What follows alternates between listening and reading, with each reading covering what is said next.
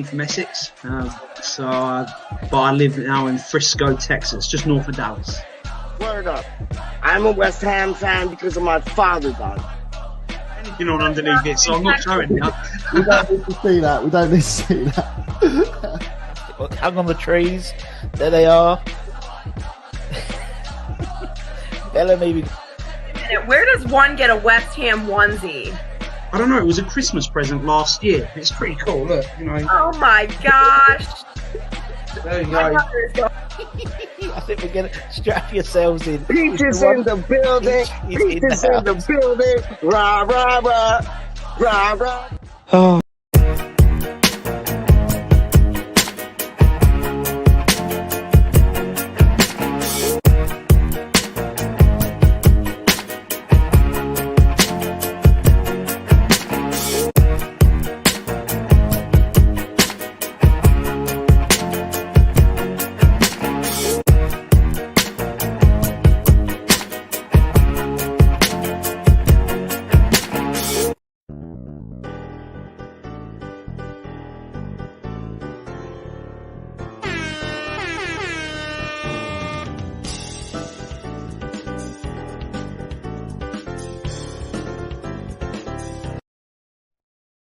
Yo.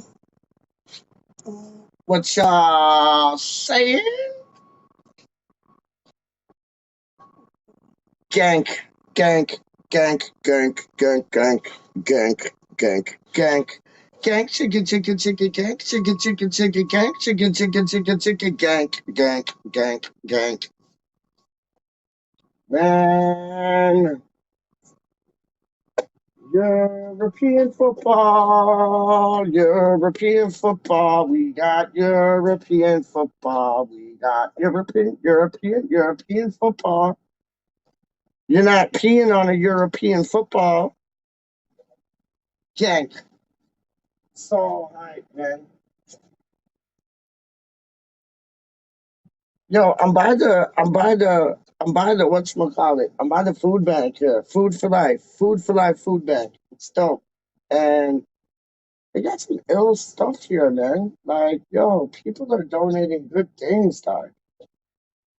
Like, yo, there's a bunch of carrots and potatoes. Like, if you want to make a stew, come down to the Food for Life food bank, dog. They got like carrots and potatoes and frosted flakes and whatchamacallit, the Kellogg's one. Oh, what did they call the Kellogg's one, man? What is it? Hold on.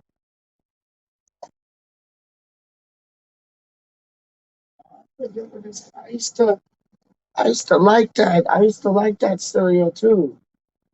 But I forget what it's called. It's like Kellogg's. It's Kellogg's something. But I forget what it's called. Crispy? No, Rice Krispies. It's not Rice Krispies. Kellogg's. It's Kellogg's something, and they even made like a breakfast bar out of it. I forget what it's called though, but they made a breakfast bar out of it too. Kellogg's. Oh, this is gonna kill me now. They got enough carrots, man. It's like Bugs Bunny was here, man. They got enough carrots. What's the Crispex? No, it's not Crispex. Yes, Clive. What are you saying, rude boy? Gank, gank, gank, gank, gank, gank, gank. Yes, gank, gank, gank, gank, gank, gank, gank. We get to see Paul on the Anuacho. You get to see him in full effect, man. And I did a video earlier, which is like Titch is doing the like nice, like, you don't work on it just now, like the nice editing work on it. But yeah, apparently the Europa board met with Hammer's Fans United. See Titch is in the building. He's like doing three things at once. The man wears one hat this way, one hat that way, the next hat this way. Homeboy is busy, dog. Homeboy is busy. But yeah, apparently Europa, the UEFians, that's like I like to call them now, the UEFians, the UEFA board met with Mikel Antonio and they were like, yo, if this man has the same belief in himself and the team for succeeding in Europe, they're going to win the cup. I wouldn't put it past us. honestly, what are those Kellogg's things called, dog? It's killing me. Oh, man. I forget for the life of me. Special K. That's it. Special K. I don't know if you got Special K, like, over there, but we got Special K here. Special K is dope. Gaza, how are you, my friend? How are you? I'm good. I'm brand new. I hope you're well. Yes, looking forward to the Gank game too, bro. He is the Titch on what? Hey, is Titch on the desk? Titch is putting 2 things down right now. He's editing like 5 things at once, man. Homeboy is, yeah, he's busy. He's busy, man. You got the episode from Wally World. I'll give you a little teaser. Straight up, this is just a little teaser. Pretty good for a guy who doesn't know anything about these Yeah, other you two. science, you know, sometimes Yes. you can't deny science. Not all the time, sometimes. Right. But in this, you know, so far, then it's working because yeah, that bench is Excellent. strong, and others have picked the same players as you anyway. So right, so I always call this the juicy bit because now we get into your starting team. So if you could tell me which club your goalie plays for, I will put them on the screen, and then it will probably be obvious as a number one. Which club for your goalkeeper?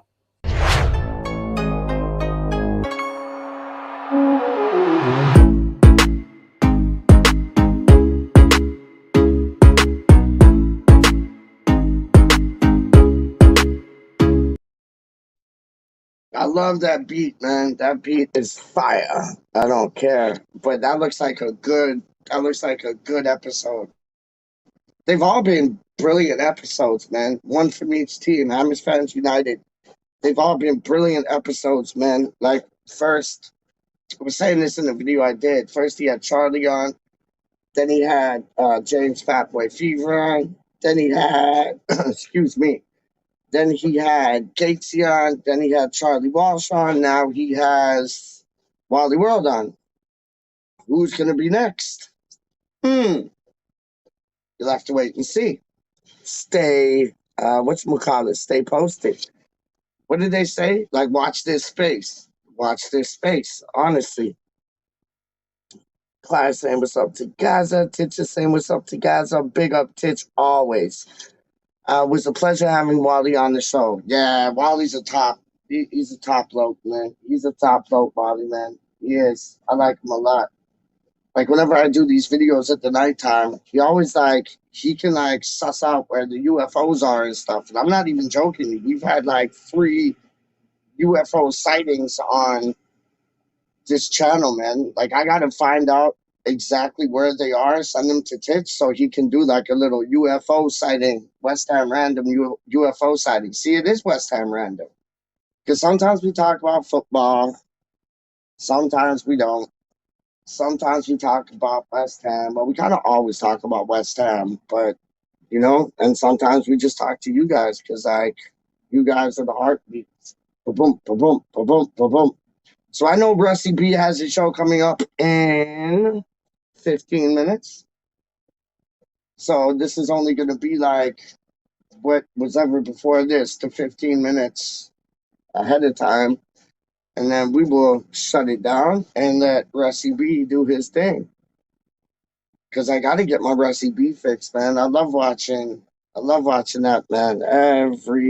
Every morning for me, every afternoon for you. He went on late last night and did a quiz show. I went in the quiz, but I didn't have 2 devices, so I could only I didn't even hear the questions, so I could just like pick the red, the brown, the green, the blue. Like I didn't even know the questions. And for the first I think it was for the first 13 or 14 questions, I just kept picking red because I'm like, eventually red's gonna come up. And red didn't come up for like the first 13 to 14 questions, man. And then I started getting some right. Didn't even know the questions. And then when he did the puzzle things, I didn't even know the question for the puzzle things. And I just put this color there, that color there. But yeah, epic fail. I think I finished last, or like second to last, or third to last. But yeah, it was a laugh. I got to watch it back, and I knew most of the questions, dog. And like, I wasn't able to hear the questions. But anyways, enough about Peach and the quiz. Yeah, no, I'm looking forward to Gank. Really am. Really, really am. It'll be a good match, hopefully with a good result. Because if we get that result, mathematically, we still haven't won the whatchamacallit group that we're in, but we kind of have. And then he could just play the youngsters in the last 3 games. If we get something from them, we get something from them. If we don't, we'll probably still go through with 9 points. But we need 12 points. So you might see like 2 young sides with a mixture of or whoever needs a rest. And then, you might see a solid team for the last match. I know after we play Genk in the London Stadium, or at the London Stadium, we play Genk next. I know that at Genk, and where is it? It is in the team that Lukaku and De Bruyne play for, Belgium. That's it. So yeah, it should be good. Should be good. What's Clive saying? I've got a first drought from one from each. Oh, draft. You got a first draft from one from each team. Just 1 or 2 weeks, I think. I'm hearing you. You got to come with it, because Clive, the boys are coming with it, man. The boys are coming with it. I've been through I think I got 2, 3, 4, 5 drafts. So I'm gonna get the best from this one, that one, and this one. Because on some I got some players that nobody would really pick, but with the formation and the players I'm including in the squad, I want them to all be able to play together. Do you know what I mean? I'm reasonably happy with it, though. That's good. That's good news, man. Gaza, you got to get in there, too. Honestly. It looks like Kufal is going to be missing for 3 games. I read that. Yeah, I read that. But it looks like Ryan Fredericks is back. So, kind of bad and then kind of good. I'd rather have Kufal any day of the week, but Ryan Fredericks, he can offer something Kufal doesn't. You know what I mean? And that's pace.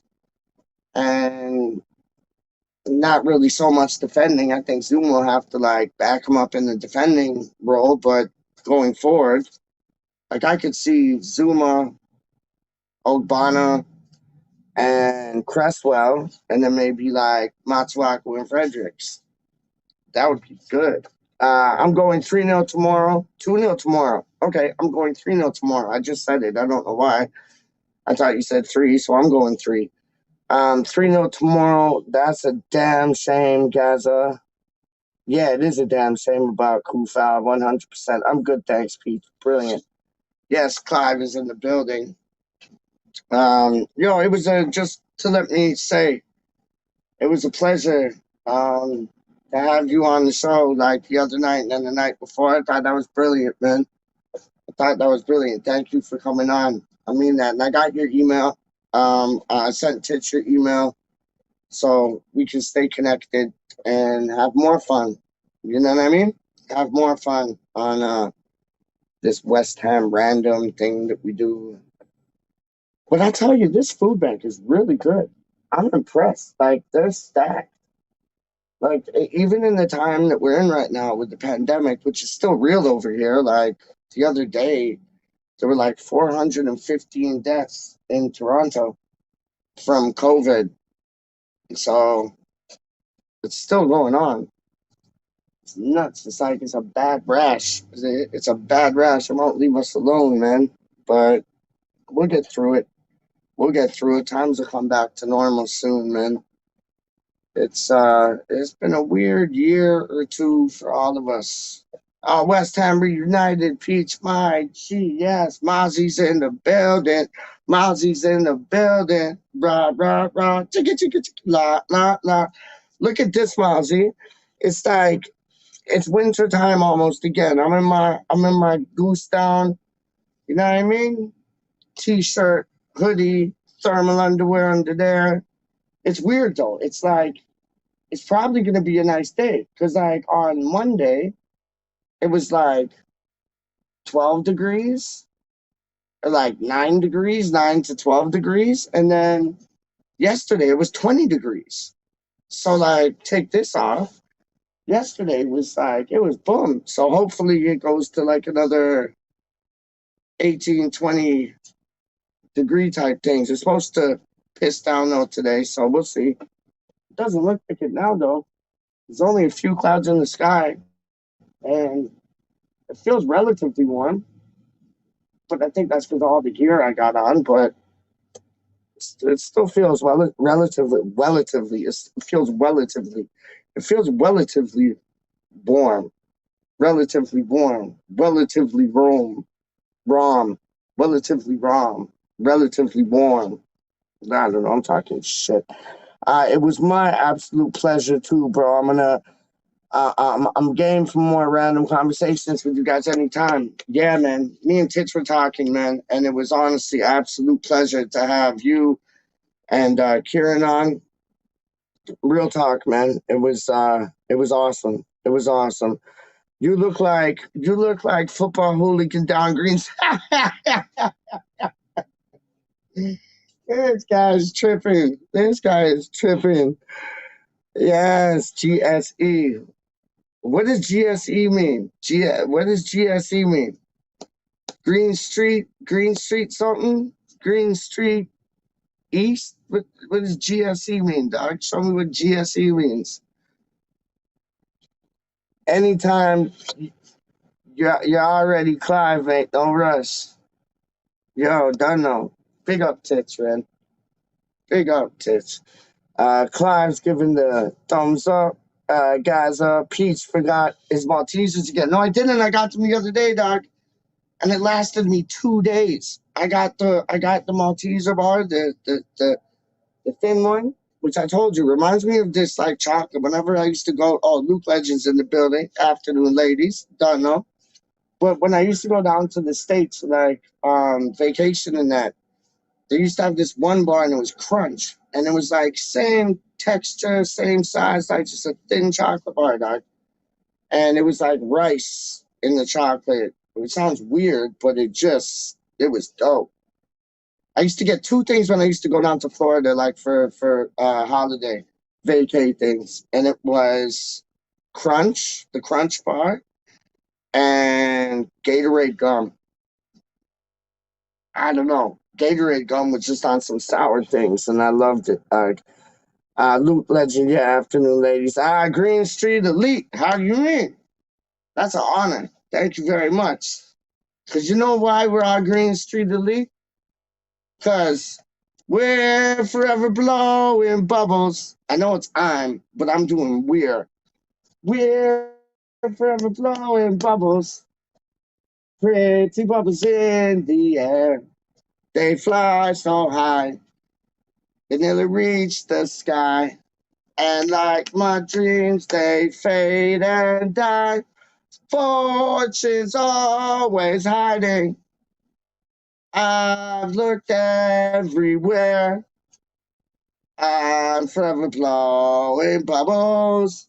Pretty bubbles in the air. Real talk. How you mean? That's why we're all Green Street Elite, man. Hold on. Oh, stop comments. Okay. Not stop comments. I'm saying like stop jumping up. The comments keep jumping up, dog. I ain't even playing with you. Who's the famous GSE? Who's the famous GSE? Who's the famous GSE? Who's the famous GSE? Mousy. Who's the famous GSE? Who's the famous GSE? Who's the famous GSE? Mousy. Don't know, dog. How you mean, man? Cross Hammond's in the building. What up, Crossy?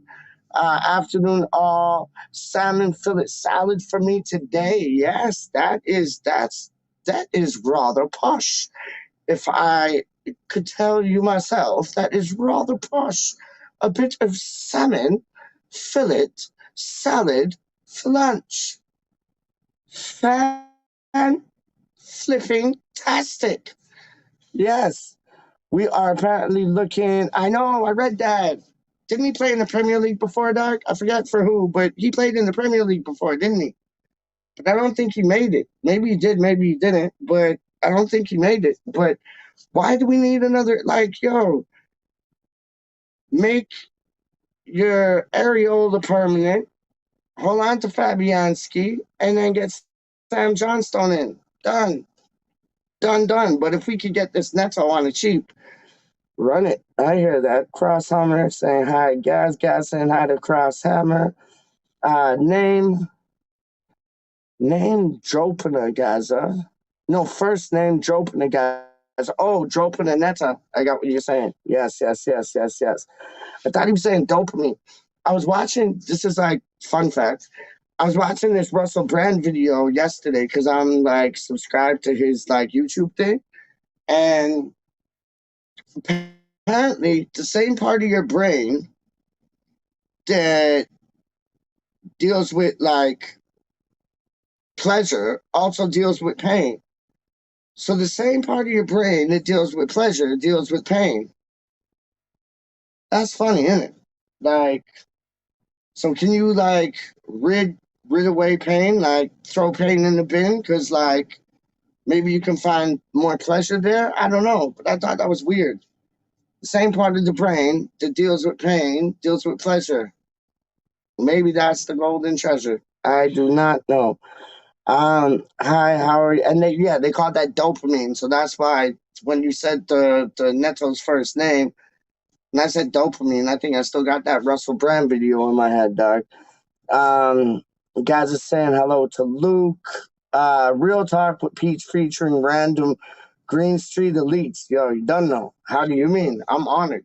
Like, yo, you guys bridge the gap from East London to Toronto. Straight up.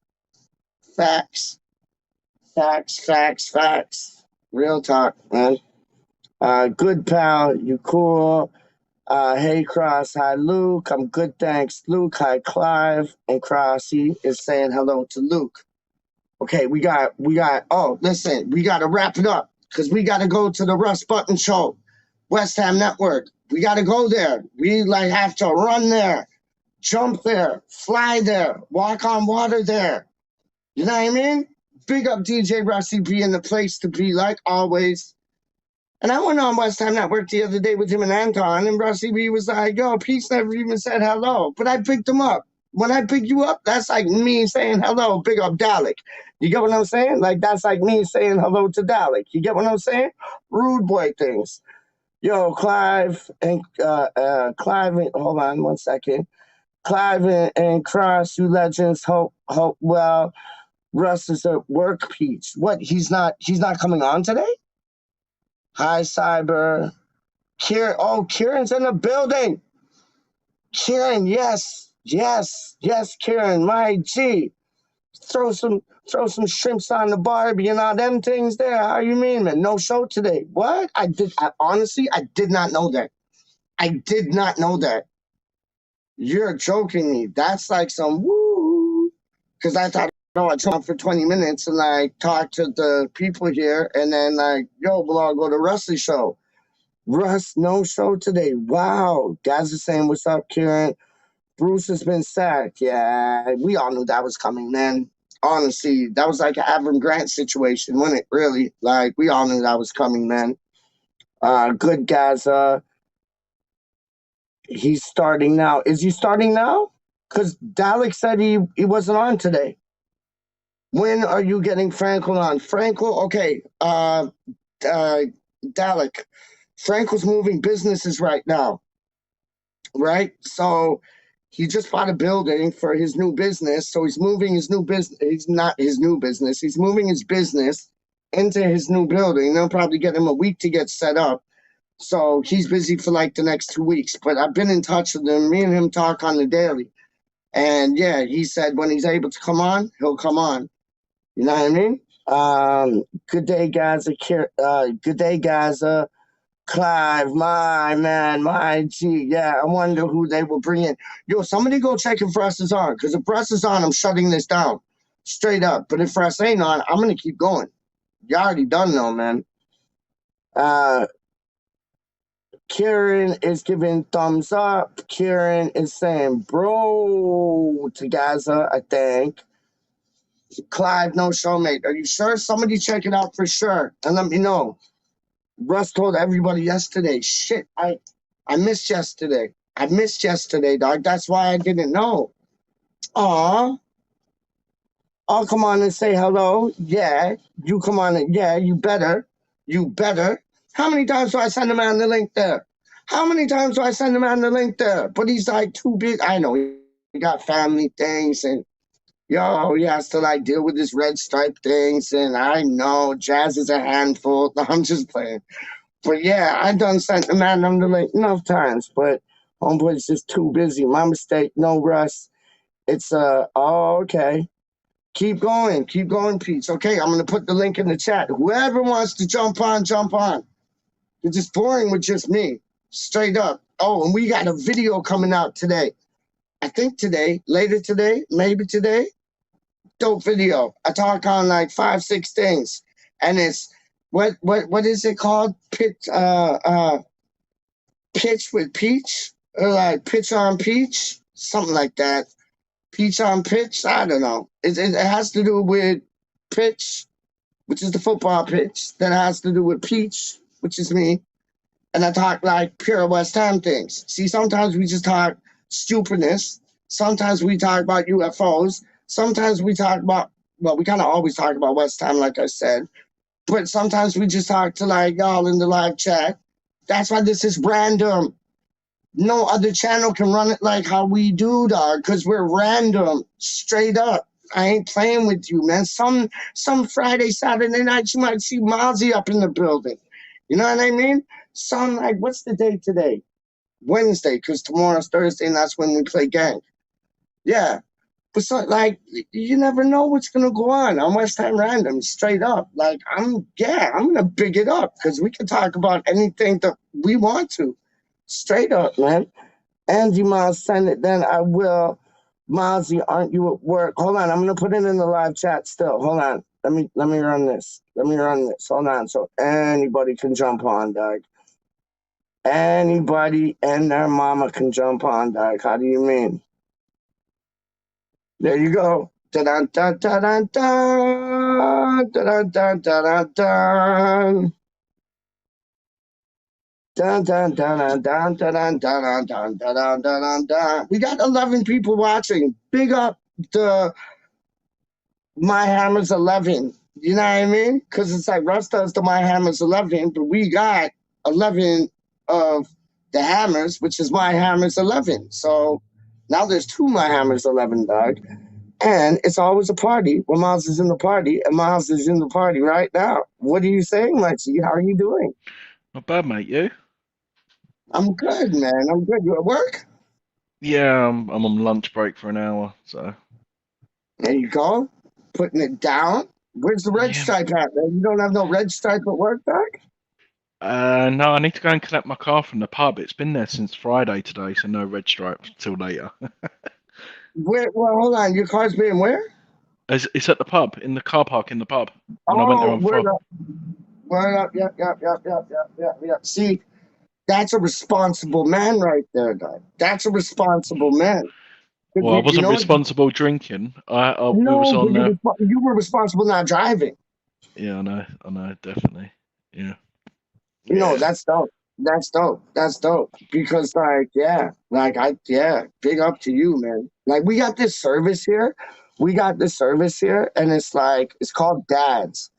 And what you can do, I think I told you about this before, but you can basically like call up this service and this car comes down with 2 people in it. One person drives your car home, you get in the other car, and they drive you home. So basically like pimping. Is that what it's called up in your end? No. It was like pimping girls out. It's like when the food was on. Oh my days, yo.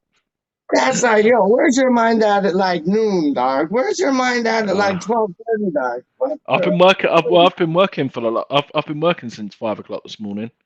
I got Oh, a word call up, out. I got a call out. word up. I got a call out at 5. So I've decided to stay at home for the rest of the day. Hey, do you know this man? You know this man. It's like bird things, but not some female bird things, but like some bird things like fly, fly, fly high up in the sky. Is it a bird? Is it a plane? No, it's Pudgy. That is some intro. Thanks, bro. How you doing, Clyde? You boy, you good? I'm always good. You know me. Yeah, good boy. Good boy. So what's the result going to be tomorrow, man? I think it's going to be a hard-fought game because I think they're going to come ready for us. So 2-0 for me. 2-0. Yeah. Yeah. And I Jazz think was it's going to saying the be, same thing. and I think it's probably going to be a Zuma goal tomorrow. Oh, I love that. Oh, yes, please. Yes, From a please, set man. piece. Yeah. got- When you said that, I kind of saw that. Yeah. He kind of reminds me of the kind of defender that comes forward like Oggy. You know, Yeah. he'll be there. Yeah. He'll get himself in the position. Yeah. You know. Now, do you think that was a fluke? Do you think that was a fluke goal by Augie? I don't, because everybody's No, saying he was absolutely against not. his direction. I agree with you. What do you think, Miles? Both him and Declan ran for the ball. Declan watched him. He left it to him more or less in midair, and ran off looking for a flag, and didn't see one. So no, there was no fluke in that, mate. That was completely and utterly, reactional football. Well, take it. Produced a good goal. Yeah. We had. Oh, Oggy's goal. No, he definitely meant it. And even if he flicks it on, Souček and Antonio were at the back post. They would have scored it anyway. So So either way, it would have been a goal. But yeah, no, mate. Genk is going to be a tough game. I don't know if you saw it, Peach, but we had a Euro expert on our show last night. Okay. And obviously just to get a better understanding of Genk, because I didn't know, I just knew where it was. I'd never really see him play, and he gave me a bit of an insight. And he reckons their front three will cause us a lot of problems, and I think we will concede tomorrow. I reckon we'll win 3-1, but I think it will be a very very tough game personally. So I agree. Everybody, I think, thinks it's going to be a stroll in the park, and you can't count your eggs in the basket. Like, and I honestly think everybody thinks it's going to be a stroll in the park. But these are the games that we normally kind of like, No, our forwards will cause us some problems, but obviously the striker, 6'7", we're linked with as well. So definitely be good. But Peach, look what I've been eating today. What's that? Oh yes, I saw those. I saw those on your Twitter. You bastard! No, I'm going to the British shop today, dog, because those look scrum-diddly-dumptious, man. Yeah, I've done well. They've lasted me 2 days. Go on, my son. That's like the Malteser bar yesterday. 2 days ago. Lasted me 2 days, man. Like with the whole Genk thing, though, Malty, I think because he's one of our primary targets, Paul Enuanchu, I think he's going to be putting himself on showcase in the shop window.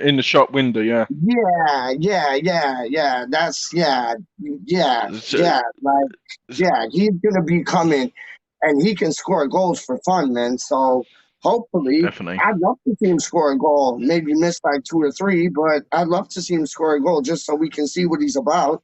And I'd like to. I'd like it to be like a Ravel Morrison goal, like against Spuds, like.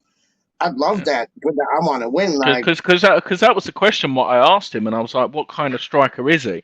And he said he's like a mixture between like Tammy Abraham and what Andy Carroll is. He only scored like 12. He only scored 8 league goals, I think he said, with his head last year, and he scored like 33 last year in the Belgium league. I So, know. so only 8 with his head. So he definitely knows where the goal is. So yeah, it'll be a good test. And me personally, I think it will be Dawson and Diop, but I would have preferred Zuma and Diop tomorrow. Just how well they done at Man United and Zagreb away. I think I love Dawson to bits, but I sort of put it out there on Twitter, and I was surprised with the percentage. I said, how was Diop must be feeling the fact that Dawson come on for him on Sunday? Do you know what I mean? It's like Diop's the younger defender who's going to be more of a future at the club. Oh, he's gone, and then he's Dawson's coming on. But what about you, mate? What do you reckon? Do you reckon Moyes made the right call? You know, really rarely does he make the wrong call for me. Okay. Sometimes on his substitution decisions, you know, the timing of them, I would probably question that sometimes, but generally his lineups, he don't very often make a mistake. No, right. 99% of the time, you know, you get 100% out of every player that plays. You know? Yeah. You know, it's just more Diop's. Obviously, he's the younger player. He's got the more potential, and you'd think he would. But like you said, I would expected it. But no, it's all about opinions. That's what I love of going on different channels and making stuff done. So yeah, I mean, you know, people have spoken quite a bit about the potential for the French triangle in the back there. You know, with Areola, Zuma, and Diop. Yeah. Well, you know, there's no reason why that couldn't be tried out tomorrow night. I'd love to see that. Yeah. I'd love to see that, Pudgy. I'd love to see that. Honestly, I'd love to see Areola and goal, Zuma and Diop. Just let's see how it goes. Like, I think, you know, tomorrow would be a really good test for them because A, it's European football, and B, you know, it'll be the first time that they will play in what the fans consider a highly competitive game because we want to progress in this competition. You know, we want to be there in the final. We want to win that, lift the trophy. So, you know, it is these stages where we have got decent points from this competition already that we can perhaps make a calculated risk. And, you know, even if we did drop 2 points, it still wouldn't be lost. Do you know what I mean? No. It would be like we would have that information that we need, like as a club. You know, can that triangle of French players in the middle there stop the leak? You know, that's what we want to know. You know? And obviously, as well, you can add that into the mix. Obviously, you've got Masuaku who speaks French, so if Masuaku plays tomorrow, that's Benrahma speaks French too. Of course he does. Yeah. Like I know he's Algerian and that, but he's that's it's a second language to them. Isn't it? Yeah. So I mean there is quite a large French speaking contingent. Benrahma. Yeah. I wouldn't mind betting one or two of the other players can speak a bit of French as well. You know, you know, like some of the Eastern European lads, you know, that maybe they've got a bit of French in their vocabulary, you know. If not, we'll just get David Jason in there to teach him a bit more French. So Mange too. Yeah, love that. Yeah, brilliant. Oh no, we're not talking about bloody only fools and horses again. We did that. We did that on the last time. On that note, bonjour. I'm joking. He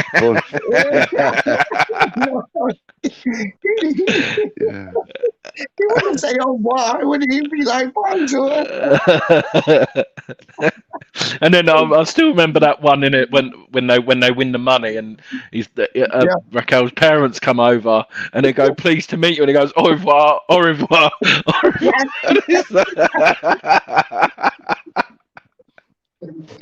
Oh, but the best is when they won the money, when they got the money for the painting, and Del were just like, whoops. You still got to do that in the lake, Peach. Oh no, you already did it on your bed, didn't you? Oh yeah. But what did they say? They said it was like what 2.6 or 6.2, and like Dub was like, oh yeah, we got like 6.2 thousand. That's good. And then Brothers is like, no, it's like 6.2 million. And it was like the bar episode. It was like the pub episode all over again when they're trying to chat up the girls and. Oh. Yeah. Oh, my God. Happy Hammeret's in the house. Yeah. Yeah, Happy's in the house. But no, oh no, I love Only Fools. I always watch I always watch at least one episode a week. I have to. Yeah. And it always gets me in stitches, even if I've seen it like 10 million times. I watched. What one did I watch? I watched the one when he goes on a date with Cassandra and he walks home in the rain with that jacket. When he goes, I took a shortcut for a car wash. In answer to the question on the screen, lads. Yeah, sorry. This is random. This is random. Yeah, so I'm going to randomly go back to football. My God. As far as we know, Kufal could be out for 3 games. Yeah, I'll listen to that. Yeah, Kufal could be out for 3 games, but other than that, I've got no. Yeah, no so he's still recovering from his groin injury, what he picked up from Matic. Krau could be missing for the same amount because obviously he's got COVID, and the time he'll get back to fitness, he may be a doubt for next Wednesday against Man City. So, so we're probably looking for that. Fredericks is back, so that's good. Yeah, I don't know whether they'll risk him tomorrow though. It's a bit of a risk with Fredericks. No, but they might use him on Sunday. Yeah, that's what I think. Yeah, against the Spurs. I wouldn't be surprised. What other one is there?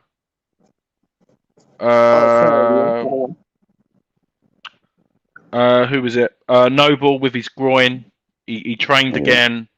No, hip. Sorry, not groin. He was back in training yesterday, but they reckon it's too soon for him. So so I could, me personally, I reckon it'll be Rice and Lanzini starting, and then if the game's comfortable, Rice will leave the pitch. That sounds tasty, and then maybe put Noble on like last 20-30 minutes just to short things up. Yeah, we will see. Well, we need everybody on their game on Sunday. I mean, tomorrow's night's game, I think that's more or less cut and dried for us, really. I mean, not the result. I mean, I think he knows who he's going to start. I think he knows who he's going to have on the bench. Yeah. But I think he's unsure about Sunday because of any eventualities that could happen in the game tomorrow or in pre-warm-up. You know, we've had players go down with horrendous injuries in warm-ups.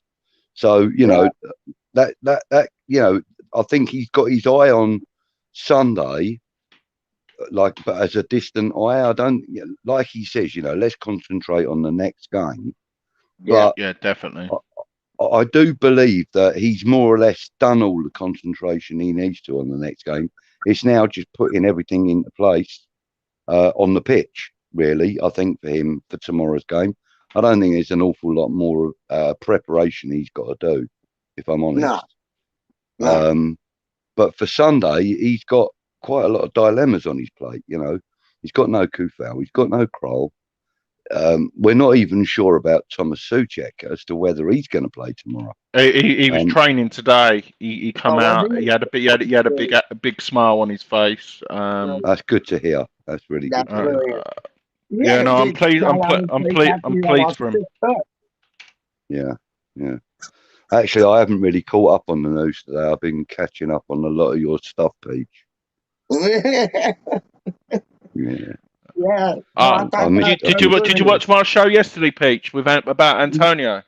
I didn't. I No, I didn't. I saw like I did go on for like 5 minutes or something. I did go. What time was it on it? Like 3 o'clock? So, well, No, 3 o'clock my time. So like 9 o'clock your time. half seven my time, and then we done the preview for the Genk at 9. Yeah, because your show was right after Jakey Boy's show. I remember That's that. correct, mate. Yeah. No, but tell us about it. Like, what was Jake came on last night, didn't he? Yeah. He come on straight after, bless him. I asked him, and then I saw that. we come. He no, it was really good. Really good. I enjoyed it. It was good to watch. Yeah, no. My next player is either Aaron Creswell or Angelo Ogbonna. So talking about them after each season, watch they turn up. So yeah, stay tuned for that. Oh, love that. Love that. Hey, Marvy, do we get rid of Yarmolenko in January? Because in the summer he's going to become a free agent, man. And from all the startings, like from every match he started, like being here for 2 or 3 years, he's only started 16 matches. No, he's I think they want him. The president's come out and said we want him back, and he'll probably look. He'll still go on a free, but his wages will still cost us about 20 bloody million, the amount of money he's on. But no, I reckon we should set up a GoFundMe page to fucking cancel his contract. Yes. Because he get how much is it? 100 and like what? Near 120,000 quid a week, like is what he's making. Yeah, 140 grand a week, I think he's on. Oh my day! Highest earner at the club, I think. That is mad. That is. You know who else is mad? You know who else is mad? This man's mad. Straight up. This man is mad. Mad. No! Kieran, my boy. Kieran. G'day, boy. G'day, Andy. How you doing? All right, mate. It's Kieran. What time? Yeah, I know it is, Kieran. What time is it where you are? It's just about nearly 10 o'clock. Yeah, quarter. Yeah, like 5 to 10, isn't it? I know. You're in daylight for a change, and I'm in the darkness. I know. Now you've got to sing that Del Boy song. One voice singing in the darkness. I don't even know what it is. No, I've done my singing for once this week. I ain't doing another one.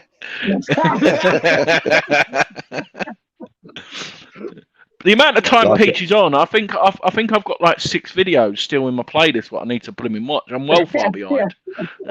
Yeah, that's why I was catching up this morning. I was, yeah. Yeah. I've watched about 4. I'm talking to Clive every day now. It's like we've known each other 40 years. I love it. The power of YouTube. I'll be popping around for a cup of tea later. That's a long way. Mate, I'll go anywhere for a decent cup of tea. Oh, not really. Question is, how do you make your cup of tea? Oh, good question. Obviously, water on top of the tea bag first. Let it stand for a bit, and then a tiny dash of milk, no sugar, hot as you like. Lovely. Now, do you put the milk in first or the milk in after? No. The milk's the last thing to go in there. Oh, I'm the opposite. No. No. What I do is I obviously put the tea bag in, put my sugar. I have one or two sugars depending how rough I feel. Put the hot water in, and then I push the spoon down so the tea bag sits there at the bottom for about a minute. Yeah. Then put the milk on top. Leave that, stir it once, and then leave that to stand for a minute. And then stir it. Take the tea bag out. Boom. Oh, that's a good cup right there. That is, and what tea bags do you use, though? That's a matter of opinion. Yorkshire tea. Well, fucking on with you, Andy. Andy, what I do is I boil the kettle. I use Yorkshire tea. That's the only tea I drink. And when I sit there waiting for it to brew, I open a cab sav and I get into that. and when it's through, then drink it. You gotta let it draw though. You got like I do it in a kettle, and like I love your and, style. you gotta like water, tea bag, water. Like I put it in the kettle. I let it draw. I let it draw pictures. I let it draw scenes. And then like Milesy does, put the milk in, put the tea in, stir it up. Depending on how rough I'm feeling, 1 sugar, maybe 2. I've been known to do it 3, but then it just tastes like syrup. So 1, 2 sugar, maybe. But without the sugar is normally my go-to. But sometimes I might do a 1, 2 sugar thing still. Yeah, I don't have any sugar in tea. No. What about coffee? I 2 or 3 kilos. I hate coffee. I'll have kilos of sugar in coffee. Honestly. Caffeine budgie. And last question before we actually talk about football again. Yeah. What's your favourite biscuit to dunk your tea in? Digestive. No, hobnobs. Hobnobs with the milk chocolate on top. Yes. Hobnobs with the milk chocolate on top. Winner. Okay. Oh, Peach has gone straight in. Go on, Kieran. What you got for us, son? Kieran's thinking. Me? Kieran. I haven't done dunking a biscuit for years, but I used to be a rich tea man. Used to have the rich tea biscuits in there. Okay. They're pretty boring, really, but they all should melt and fall in the bottom. And you scoop them up, didn't you? Yeah. Mine's either a plain digestive because that's a good to dunk because you can risk it for a bit longer and then a bit more solid. Yeah. Or a bourbon. Oh, coming out of the woodworks. All right. Right. Okay. Well, mine is a penguin. Right? Yeah. Listen, pick up a penguin. Penguin, yeah, that's the one. You bite the end off of both ends, and then you use the biscuit as a straw to drink your coffee through. Yeah. And then as you've done that, you eat the chocolate, the biscuit, and it just melts in your mouth. Oh, it's just incredible. Yeah, look, honestly, incredible. Happy Hammeret's come up with the best. Now I think about it. Shortbread. Shortbread fingers are the best thing to put in a cup of tea. She's full of good ideas, that one. She's on the money. She's on the money. That is a good dunk, I've got to be honest. Yeah. They do that here in Australia with a biscuit called Tim Tam. Tim Tams are a chocolate biscuit, and that's what they do. They use it as a straw to suck up the old tea. Same sort of deal. Yeah. Anyway, love it. That's the tea sorted out and the fucking biscuits. Anyway, let's get back to football. Yeah. Right, quick fire. What's the score prediction for Sunday? Go on, Kieran. Go. I think it's going to be 2-2. 2-2. After an amazing win against Genk, we're going to no problem with them. I think we're winning that 2 or 3-0, and I think we'll have a big battle with fucking Tottenham, and it'll be a 2-2 draw. There you go. Oh God, Luke! Don't put Luke's comment up. Let me say. Fucking sharp, Jesus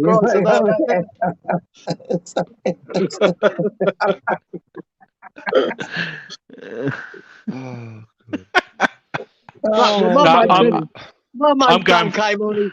He rings. I look like Papa Smurf, so I don't know if that's meant to look sharp or what. I don't know. No, I'm going 3-1.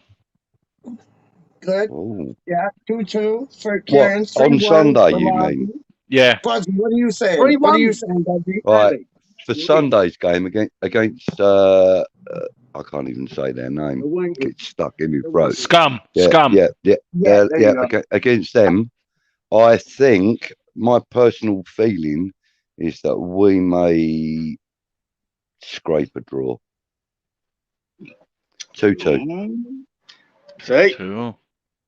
Me and Clive have got our old cynical heads on. Simple as that. But the thing is, they always step up their game against us, no matter where we're playing. It's there or here.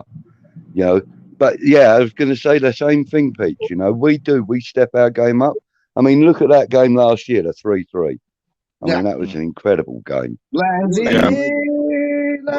I would have thought out of 60,000 people in that stadium, I would have thought 48,000 of them were ready to get up off their seats and leave. Yeah. Do you know what I mean? But what an incredible comeback. Oh, man. And I have a funny, horrible feeling that it's going to be the same on Sunday. I think we're going to have to come back. I think you're close, but I think it's going to be, sorry, Mozzie. I think you're close, but I think it's going to be 3-2. I think it's going to be a high-scoring game. It's going to be 5 goals in it, 3-2 for West Ham United. Yeah, I fancy Zoom at get score. I think we'll score from set piece because they're rubbish at set pieces. I reckon Antonio because he always scores against them. And I'm going for Declan Rice to score a goal from outside the box. A screamer.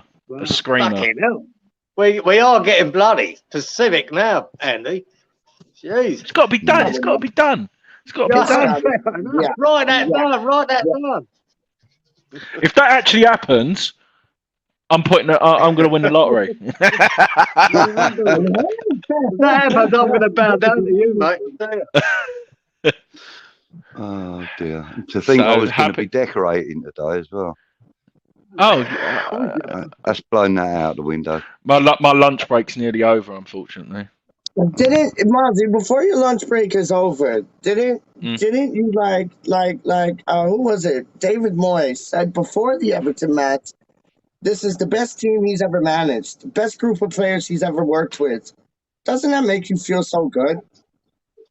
Yeah, and it's not just he deserves the credit as well, though, and his backroom staff. It's not just the players. And everyone was talking about. I don't know if you listened to Dave and X's podcast, but they were talking like the role what Noble will play when he retires, and I can see him going on the coaching staff like Noble and working with the academy. And I think if you've got Noble in there as well on the coaching staff, it will only make it better as well. But the still for me is obviously Nevin and Stuart Pearce, ex-England coaches, and they're different level.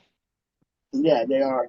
Do you think though, Andy, that if that happens, Noble goes on to the coaching staff, do you think that'll open the door for Nolan to go to Newcastle? No, Nolan won't. Nolan loves the club too much. I don't think he does. I think he's happy. He's moved all of his. From my understanding, I know the pub he drinks out in Epping. He owns a pub in Epping as well. I'm not saying just because of that. His kids are settled. His kids are quite young still as well, so he'll probably want them to finish in school. He's probably on a decent money. Still got the banter with the lads. Ex-captain. And Newcastle don't really like him anyway. To be fair, a few of the fans. Do they not? Nah, because they called him like what a few of our fans called him, Big Sam's bum chum, so to speak, isn't it? That's what they called him up there. So, but the difference is with us, even after Nolan's got that connection, and I think he's happy, personally. Okay, good. That's good to hear. That's information I didn't know. No, me neither. I think he's good. I think he's good with the players too, because apparently when he was captain for our team, it wouldn't matter, Clive, if it was like Tuesday, Wednesday, or Thursday. He'd call, one of them up, go have a coffee or a pint with them at, let's say, 8, 9, 10 in the evening. Yeah, I mean... I heard he was a brilliant captain. Yeah, I know how much he was loved at the club, by the players, by the staff, and also by many, many fans, I'm one of them. I loved him. I thought he was great, Me and a few of my mates who are West Ham, we all used to call him Chicken because of the goal celebration, but not because of his character or anything, because there was nothing chicken about that man. On the pitch, he was. So I'm glad to hear that possibility of him going to Newcastle or anywhere else is slim. I'm glad to hear that, But no, Yo, Andy, read Hamrat's question. That's a good question. Who would I you have choose no to have in idea. goal against? But I agree. I want Areola in goal, but you Me too. can't drop a goalkeeper after we've kept a clean sheet. You I know. can't. That's that. You And, can't. yeah. You And he can't. ain't put a foot wrong. He ain't But put a foot wrong. But I just love to see Ariola in there, man. but the one thing I will say with Fab, he actually was kicking the ball actually quite well on Sunday, and that's been my biggest critic of him. But the thing what worries me is he just doesn't command his box. He doesn't come out, and he puts our defence under pressure. And obviously he don't want to hurt his hip. That's the problem. Like my problem with Fabianski is his distribution, and as well as him kicking the ball good on our last match against Everton, he was also distributing it very quick, and it's normally the total opposite. And maybe he's working on that in training. Maybe it's Areola that he's watching or playing alongside in training, just kind of bringing that up. And I'd like to see that. Competition does that for many players in all positions. Oh, 100. If you've got competition, if you've got competition for your position, then you're going to perform at the best you can. I think my answer to that question from Hamrat would be, I'd like to see Areola start. As I said before, I've got no problems with Fabianski. He has what I say. I've got no problems with him. I have no problem with him being our number one. But I just think that with the kind of players that Tottenham will field against us on Sunday, I think Areola's athleticism will be more suited for the game. Yeah. I agree with that. Yeah, I'll tell you what, Clive, I'm with you on that. And I'll tell you a great example of that was at the weekend where when Brentford hammered Chelsea. And the only reason Chelsea won that game is because Areola pulled off save after save. Mendy. And the difference is, Mendy for Chelsea. Now, the difference is with West Ham, Fabianski won't pull off them saves if he's got that much to do. I believe Areola can. And I think that's the difference between the two keepers. Do you remember the welties he had for for Fulham against us last year? Them 3 saves. I remember the Bowen volley and all that, wasn't he? Yeah. He was athletic and he makes the saves that you're not meant to save. And I don't think Fabianski does that enough. So as much as I haven't got a problem with Fabianski, he's a decent, good keeper. But that one that's going near the top corner, he's not saving it. It's going in. Yeah. But with or he's Areola, going to struggle. You've got a chance of him saving that, wouldn't you, Karen? Yeah, I think he's got a great chance of saving it where I don't think Fabianski would. And I think that's the difference sometimes of getting a result. And I've seen Lloris do it for Tottenham, save them, get a point or win a game. I've seen De Gea do it for Man United. I see Mendy now doing it for Chelsea. You don't see that often from Fabianski. He does it now and again, but he doesn't do it that often. He just saves the basic saves and he does a good job. Now, I think Areola just win you that point or win you that game with one of them saves.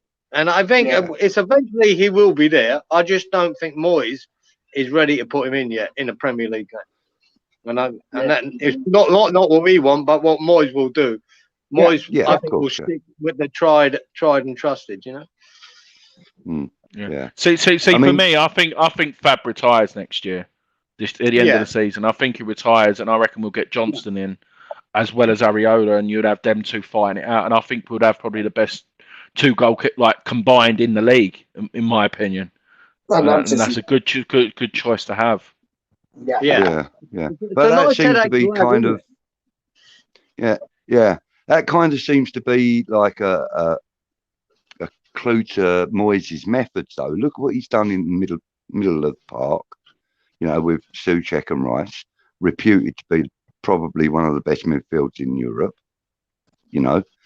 For a club team, he's trying to do the same in defence with, Zuma, and by bringing Zuma in, that's what he's trying to do. He's trying to partner him up clearly with somebody to make our defence that much stronger. And further up the field. He has invariably he has Ben Rama on one side and Bowen on the other. and they train together, from what I understand as well. Those two guys. So he's trying to like partnerships throughout the whole of the pitch. Which makes obviously many hands make light work, as it were. If your left hand knows what your right hand's doing, everything falls into place. So I think you're right. Giving Areola another keeper like, say, Johnston or someone, that would definitely be that kind of thing. Them two guys would work together to better each other, if you know what I mean. That seems to be David Moyes' way, if you like. David Moyes' Clamp Blue Army. David Moyes' Clamp Blue Army. I wouldn't mind even if next year, if Fabianski signs one more year at West Ham, it'd still be a great backup to have to Areola, wouldn't it? It wouldn't be a bad, a bad place to be. I mean, he's got to be Fabianski's got to be in the top, for me anyway, in the top 3 of keepers we've ever had in my lifetime. And I've seen some great keepers. Not as good as Phil Parkes, Clive, but he's up there. Well, do you know something? I would actually put Phil Parkes one place below him now. Really? Right now? Really? Yeah, for what Fabianski's done for us. I mean, don't get me wrong, Phil Parkes was incredibly good.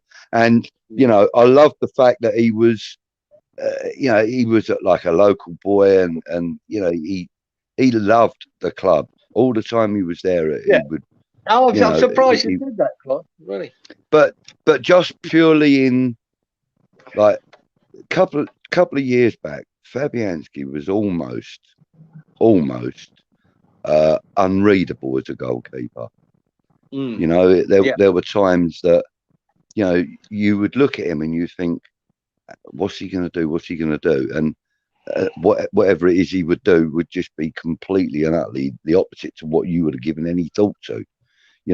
So but now he's a lot more readable as a keeper. Obviously that hip injury has slowed him down and made him a lot more cautious, but he's no less determined to win. No, I think he's still a good keeper. Don't worry. Yeah, I just don't I think he still has desire.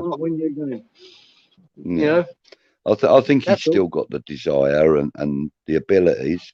Just obviously, he's nursing that injury, which is, it's cramping his game a bit. Yeah, no, other than that, I think he's just fully on it. Question then for you. Yeah. If you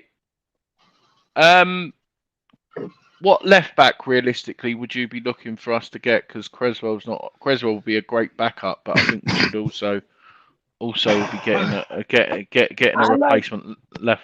I like the boy from, where's he from? Fulham, I think. Joe Bryant. I like him. And yeah. you've also got Anthony Robinson as well from Fulham. Yeah. And there's a boy in Europe, Guerrera. He's really good, man. And yeah. So, but with more English league experience, Brian or Robertson for sure. What about you, Mozzie? For me, I would be brave and I'd start looking at the French league or the German league or someone like that, because with Newman in charge, that's who I trust. Like he that interview, I think I shared it on Twitter. What Newman said with the club. I've spoke to the manager already, and he told me what he wants. That's what we like to hear. Newman's obviously out there, and he's got all of his scouts already. And he said he's not afraid to go and in the lower leagues and get talent. So there could be a flipping fantastic left back in like League One. No one's even blimmin' looked at. Can come in like what Creswell started at Tranmere, and look, he proved to be a Premier League fullback. So I'm very excited. Very excited for the future, especially now we've got Newman on board. No, 100%. Like, let's just to clear it up, is it the match is tomorrow, isn't it? It's not today. No, Yeah, tomorrow 8 o'clock UK time. That's what I thought. Yeah, that's because Gonzo said it was today, and then I think Luther said it was today. I hope it's not today because I'll be going to the ground by myself tomorrow. There you go. There you What go. what day are you on, Peach? I'm still on Saturday. I don't know. It's all like a mishmash. It's all a blur. In an hour and 45 minutes, it will be today for me. There you go. Today is tomorrow today. Today is tomorrow today. Yes. Yes. Yeah. Hey, Mozzie, tell me you're gonna get some rib man before the game, please. No, me and Jazz has got half day as well. I finish work at 4 and I'm based near Waterloo, so I'll be in the supporters club. I think Happy's going there as well. We'll be in there probably from about 5-ish, and we'll be just on the piss, mate. But how is the rib man? I heard the boy does. He's good, mate. Yeah, that's the other side of the gram for me. I'm not walking all the way around there just for some meat. I'll get a dirty kebab or something probably on the way home. Mozzie, what time's there? 8 o'clock our time. It's 8 o'clock. All right. That's 5 in the morning. So I'm got to get up at 5 in the morning, Friday morning for me. Could be worse, Kieran. The next 2 Europa League games are at 5:45 UK time, so it'll be even earlier for you. 5:45. Whoa. The 2 away games, yeah. Wow.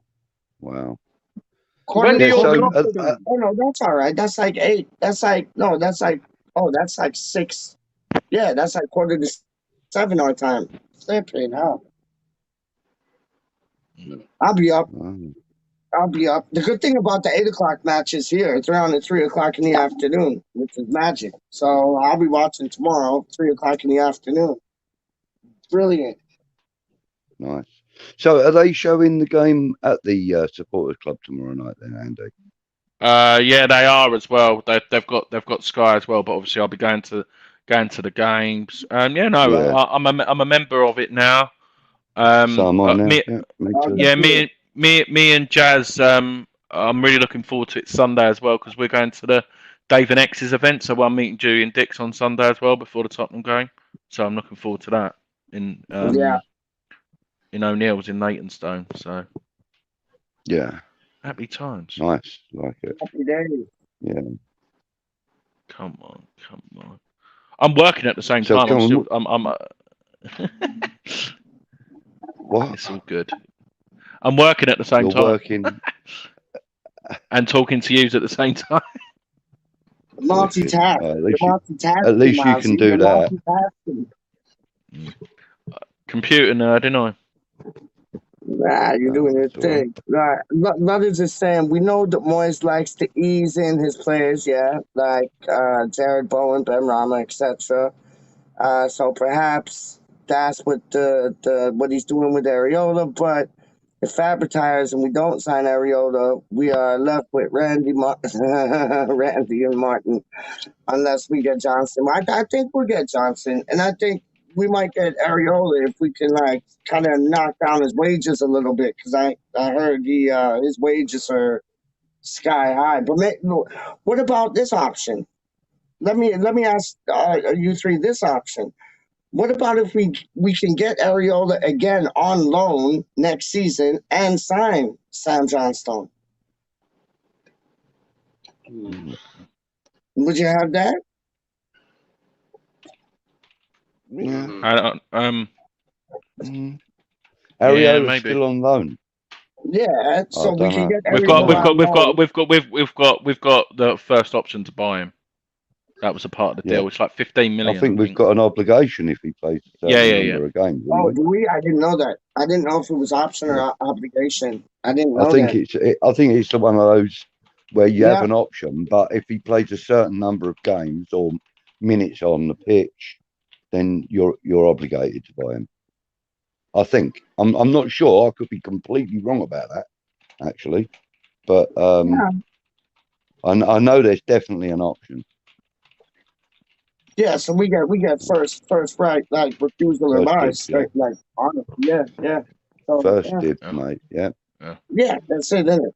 But I wouldn't mind getting him on loan and then signing Johnson, because I know Johnson would be cheaper on wages. So, Pete, Even let that me ask Neto. you a question. Yeah, go on. Yeah, go on. Do you ever watch the MLS? MLS. No. It's like watching. It's like watching paint dry, mate. Like honestly, like I've been to a few Toronto FC matches just because it's about like 20 minutes away, where their ground is. So I've been there. It's a good atmosphere, but the songs are shit. The songs are garbage. It's "Let's go Toronto, let's go." And it's like, no, come up with something better than that, please. And yeah, no, I'm go on. Well, no, the reason I was asking that is because, you know, I mean, there must be some talent out there that maybe, you know, would fill certain positions, and they wouldn't be as much money as some of these big names that are being bandied about, you know, like, you know, I mean, look at what Clint Dempsey was like when he was over here. Yeah, you know. Frankel. Who's that one? Who's Frankel's mate? Who done the hammer celebration as well? Apparently, he's good as well, isn't he? Yeah, I can't remember his name. No, he's good. He's good. And we had the boy from West Ham. But I say we. Blair Turgott. Hogan Ephraim. We had Hogan Ephraim. I'm saying we, but it's not we. Toronto had we as West Ham. Like Toronto was just Toronto, but Toronto had Hogan Ephraim and they had Jermaine Defoe at one point. So they got some talent in there, but they normally come from England. But there are. I heard we were linked with a boy from. It was like Memphis, and I think that's the boy that Andy Miles is talking about, or one of you, the Frankel's mate, and he's good. He's good. So it's finding needles in the haystack, isn't it? Like you can find talent here, there, and everywhere. In the French league, I think that would be a good league to kind of raid because I think it would be on the cheap. South America. They have tons of good players, but we don't want another Felipe Anderson. The Bundesliga, they're tough, physical. I think they played the most similar style of football to us. Physical, fast. But yeah, no, there's talent in the MLS. That's a good shout. That's a good shout, Clive. That's a good shout. I'll say that, Clive, here in Australia, we have the A-League, which is, comparable to the MLS. And what tends to happen here is, and I hate it. It's horrible to watch. It's so substandard for what you're used to. Yeah. But there are good players in it. But what tends to happen here with the youngsters here, and they get good training here. They get a good upbringing in football, right? But if they become soccer in it, is it soccer out there as well? That good. Yeah, it is. But don't say that good. They leave. They've already gone to Europe. They've already gone to the UK or Italy or France. Yeah. All the good youngsters are taken away before they even hit the A-League. And if they do manage to get to the A-League and then really impress, they're gone. Even Man City own a club out here. It's Melbourne City. And they play in the same colours as Man City in the blue. They own them. They're a feeder club for Man City. But I don't see any young Australians playing for Man City at the moment. So I presume that at the moment have not found anyone good enough to come to their, or maybe they have and they're still in the under 18s or whatever. But all the youngsters get picked away really early here. They're gone. Right. I can stay with you for another 5 more minutes I can stay for. I'm going to have to go off camera for a second because I need a nature call. See you in a minute. See you in a minute. Yeah, I've got 5 more minutes because I've got a meeting. No doubt. But we can't pass by what Gaz is saying. We have Trot back next season. So, and where is he out on loan? Do any of you know Kieran and Mousy? Because I know he's on loan. I just don't know where.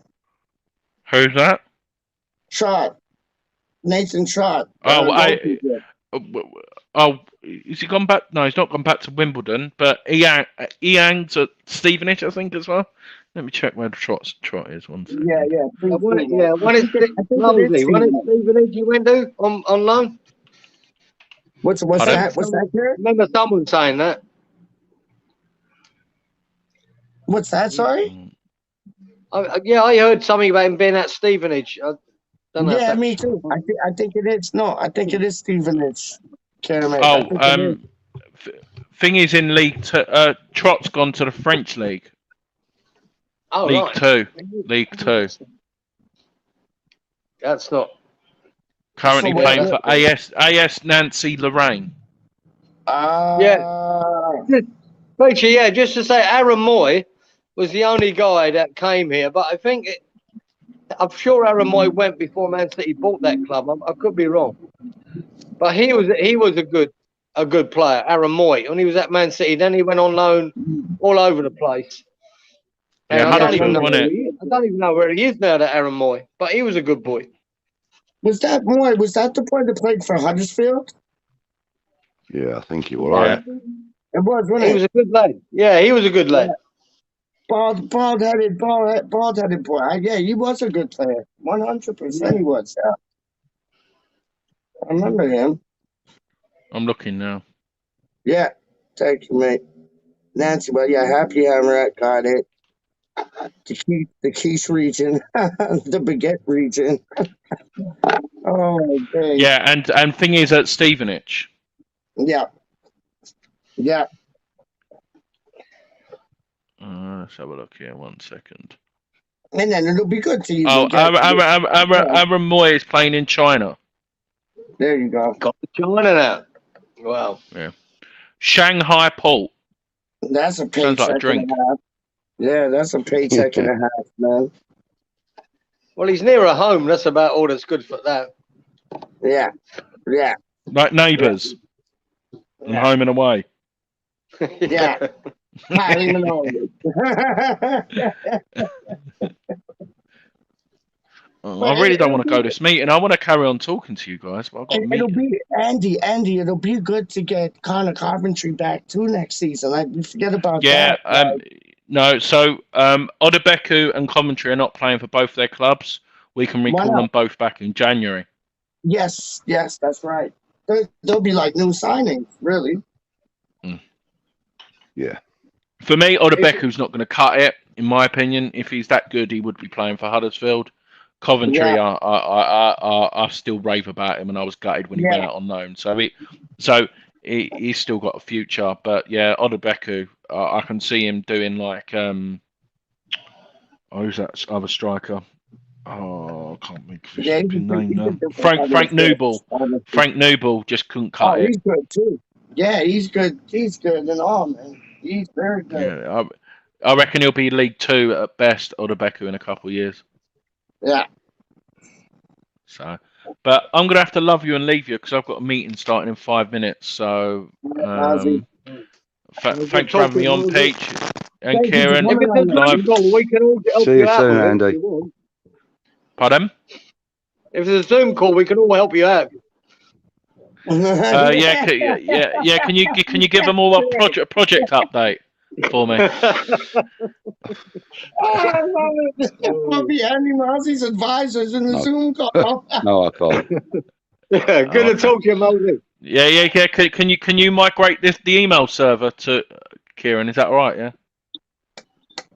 Yeah. Oh, I love it. What does that mean? What does that mean, mate? Love it. Take care, everyone. Everyone in the chat as well. Speak to you later. See you, Andy. Take care, mate. Take care. Bye. Big up yourself. And then number three. Oh my days. It'll be interesting to see what Mark Noble does, though. Like, I think he's he's still gonna play some part at West Ham. I think for the rest of his life. I agree. Yeah. He could end up Mark being Noble. a Sky pundit, though. You never know. He might go, "Nah, bollocks to this. I'll go and do a bit of punditry." They're paying me the money. There's no reason why he can't do a bit of both. He could do a bit of both. You're right, Clive. Could do a bit of both. He could be like, for example, like Carragher. Whenever he's on Sky, he's always on there when Liverpool are playing. Or you have Alan Shearer comes on when Newcastle are doing reasonably well. I mean, I know that's not very often, but you know what I'm saying. So there's absolutely no reason why Mark Noble wouldn't be a decent candidate for something like that. As an affiliated member of West Ham. So they would invite him on when we've got. When we're in the Champions League final in a couple of years' time, that he'll be on. He'll definitely be on. He'll be commentating as well, So, why are we worrying? Noble's got his future set in front of him. Exactly, and Noble will always be connected to West Ham, and whether it be in a scouting format or a youth setup. Yeah, he'll be part of the. What better example would he be to the 12, 15-year-old kids? There is no better example available out there to a West Ham future kid. There's no better Budgie, Karen. Budgie, Karen, you guys are gonna have to hold it down for like 5 minutes because I need to go to my place and put my phone on recharge. So hold it down for 5 minutes. I will be back. You're That's dumb all right. fucking I'll see you in 2 hours. Oh man, over to you, Clive. You've got the reins, mate. Sort it out, Skeezer. Really, me? Oh gosh. Oh, it's incredible, Jeff.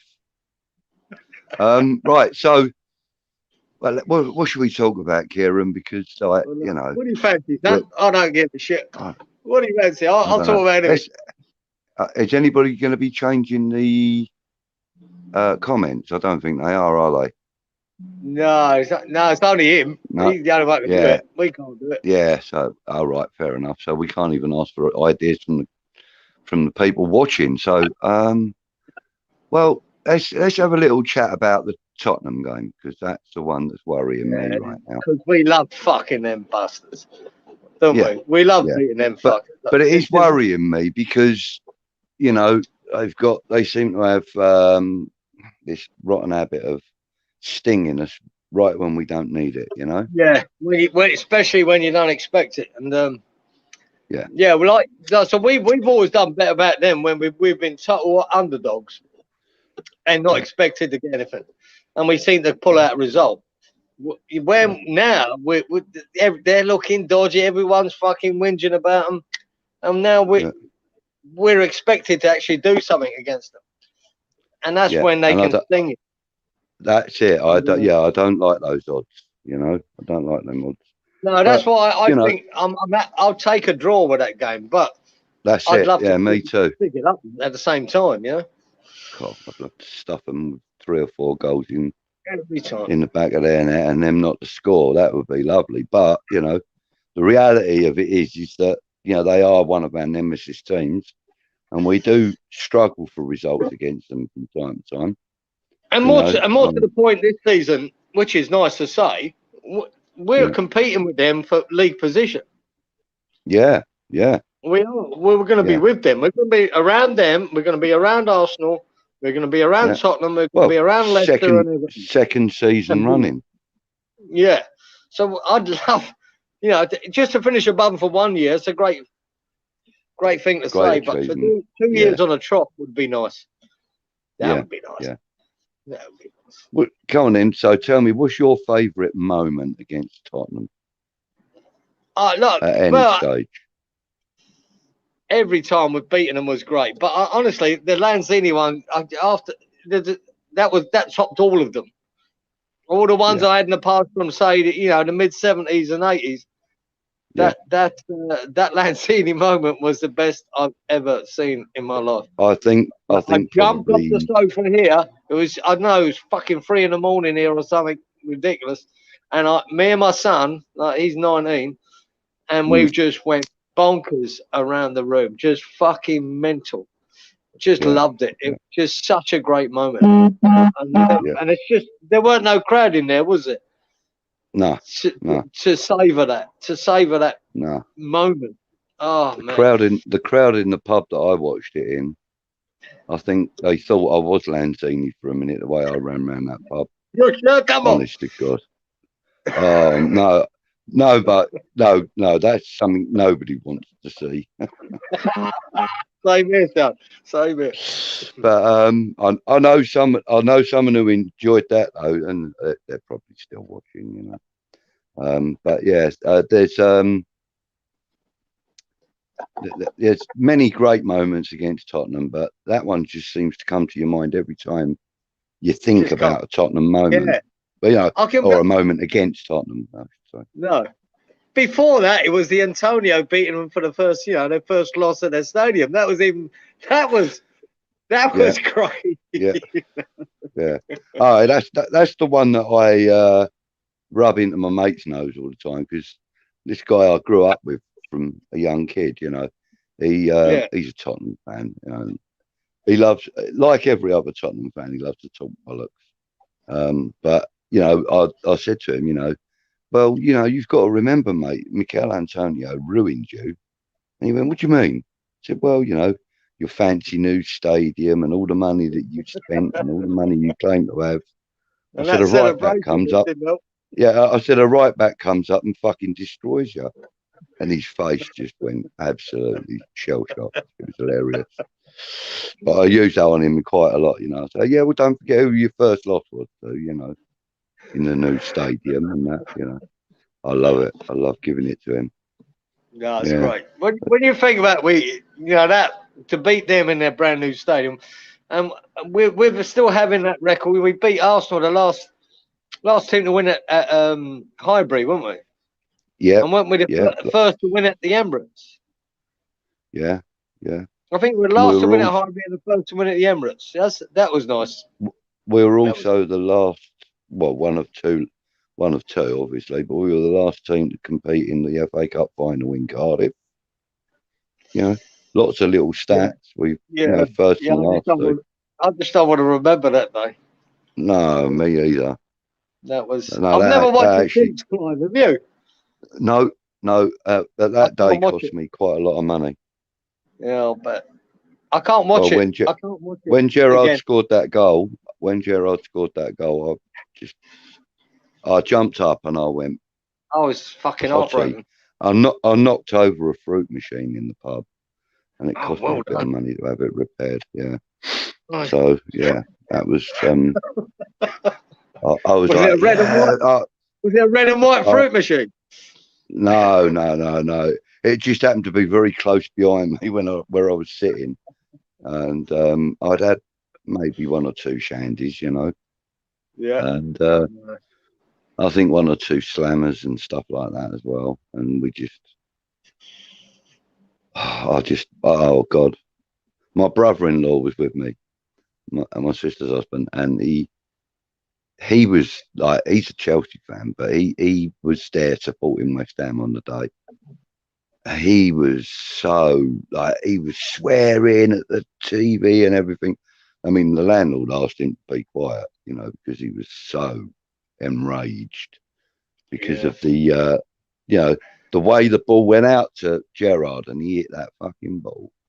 I mean, it was a beautiful shot, but unfortunately, it destroyed us. Yeah, it destroyed us, and he destroyed us that day. Yeah, me too. It broke my fucking heart. The only player that could have gone to, that could have hit that shot and scored was Gerrard, and it did. Yeah. And I was just fucking crestfallen. I was a mess. Yeah, I was so gutted. I would have wished it had landed to someone like, what was his name? Antonio. The tall ginger-haired player that used to play for Liverpool in defence. What was his name? The foreign lad. Oh God, I can't remember his name. Oh Yeah, God, his name I escapes know me. what you're thinking about. Yeah. Yeah, I wish it had fallen to him because he never really got a shot on target, did he? Do you know what I mean? Oh God, No, it was sickening. I cried, mate. I didn't talk to people for about 4 days after that. I just couldn't move. It was yeah, gutting. no. But you know, some of the greatest moments I've witnessed, though, you know, 1980 FA Cup final. Yeah, I didn't man, go to it. I didn't go to it, but I did. Yeah, I did watch it live because, as you probably know, in the UK, you know, match day on FA Cup final day. That was an event in itself. It was an event all day long. All day all long. day long. Yeah, I mean, the BBC used to just dedicate chunks of their hours every year to the FA Cup, and it was brilliant. You know, you get to see the coaches leaving the training ground, and then arriving at Wembley, and it was just such a great day. And you know, I remember even Alf Garnett was allowed on the BBC then. Yeah. Yeah. He isn't now. Oh God, no! Don't get me started on him. He's so funny, but he don't even support the Hammers, does he? The old fella. He's a What's his Tottenham name? boy. He lives in Australia now. I'm not sure if he's Warren still Mitchell. alive. Yeah, Well, Warren no, Mitchell. I don't think he was he is. living down in Sydney. Yeah. Yeah. So I don't know if he's I still think he alive. passed away a few years back, 2 or 3 years back. Did he? But Yeah, he was. no, He immigrated. maybe more. Yeah. Yeah. But yeah, Well, he you know, was I was so lucky funny. enough to be at the final. So, and it was. Oh, right. Like I told you before, I went to that semi-final replay, and that was the most amazing night. Yeah. But for a day event, and then for that day to win, to be at that final, and then I came back, and I took my mother. Me and my mother went, and when we won that final, I was 19, and we went to East Ham Town Hall the next day, you know, to watch them come in on that bus. Yeah. You know, it weren't even an open deck, but it was just bus with fucking sun windows that they climbed on the roof. And they came down the Barking Road to East Ham Town Hall. And I climbed up on the traffic light there just to get a look, you know. It was fantastic. Nearly half, you know, most of East London turned out for that Sunday to welcome them back with the FA Cup. It was amazing. Great day. Yeah. Great day. Yeah, I remember I had to listen to that semi-final on the radio because I couldn't watch it. And oh God, that with a replay, you know, I was just honestly, my skin was crawling at moments. We were pulling our hair out of the ground, mate. I don't know what it's like listening on the radio. It'd be worse. When you can't see it and you have to picture it for yourself, though, Kieran. No, trust me, bro. Honestly, it's cool. It's devastating. Do you know what I mean? And then the elation at full time was just it was such a relief. Yeah. And I don't know if anyone has ever, you know, it might even be in the chat here, but when we left Elm Road that night, there was about 3 or 4 train loads of West Ham going back to London, and I think we got on one of the first trains out, and it broke down. It broke down for 4 hours somewhere. We were fucking stuck on British Rail between Leeds and London, right? Until they got a new engine. And we had no water, we had no drinks, we had nothing. We were gasping. And you can imagine, like, it's a midweek game. It was, you know, it wouldn't have finished till about 10 o'clock. We didn't get on the train till 11. And it's from Leeds to fucking London. We didn't get into, I'm not sure what station there goes up from Leeds. Is it Euston or... I think Euston or King's Cross. I can't remember which one it comes into. We didn't get into King's about Cross, I don't think. No, it might be Euston. I can't remember where. But we didn't get into about 6 or 7 in the morning. You know, from that game, gasping. You know, no drinks, nothing. Everyone was dehydrated. And then to get on the refunds on your tickets. I had to get on the tube all the way back to Upton Park because that's where I live. Well, I live in East Ham, but really Upton Park was 3-minute walk for me from Upton Park station. But yeah, it was a big. I had 2 days off work.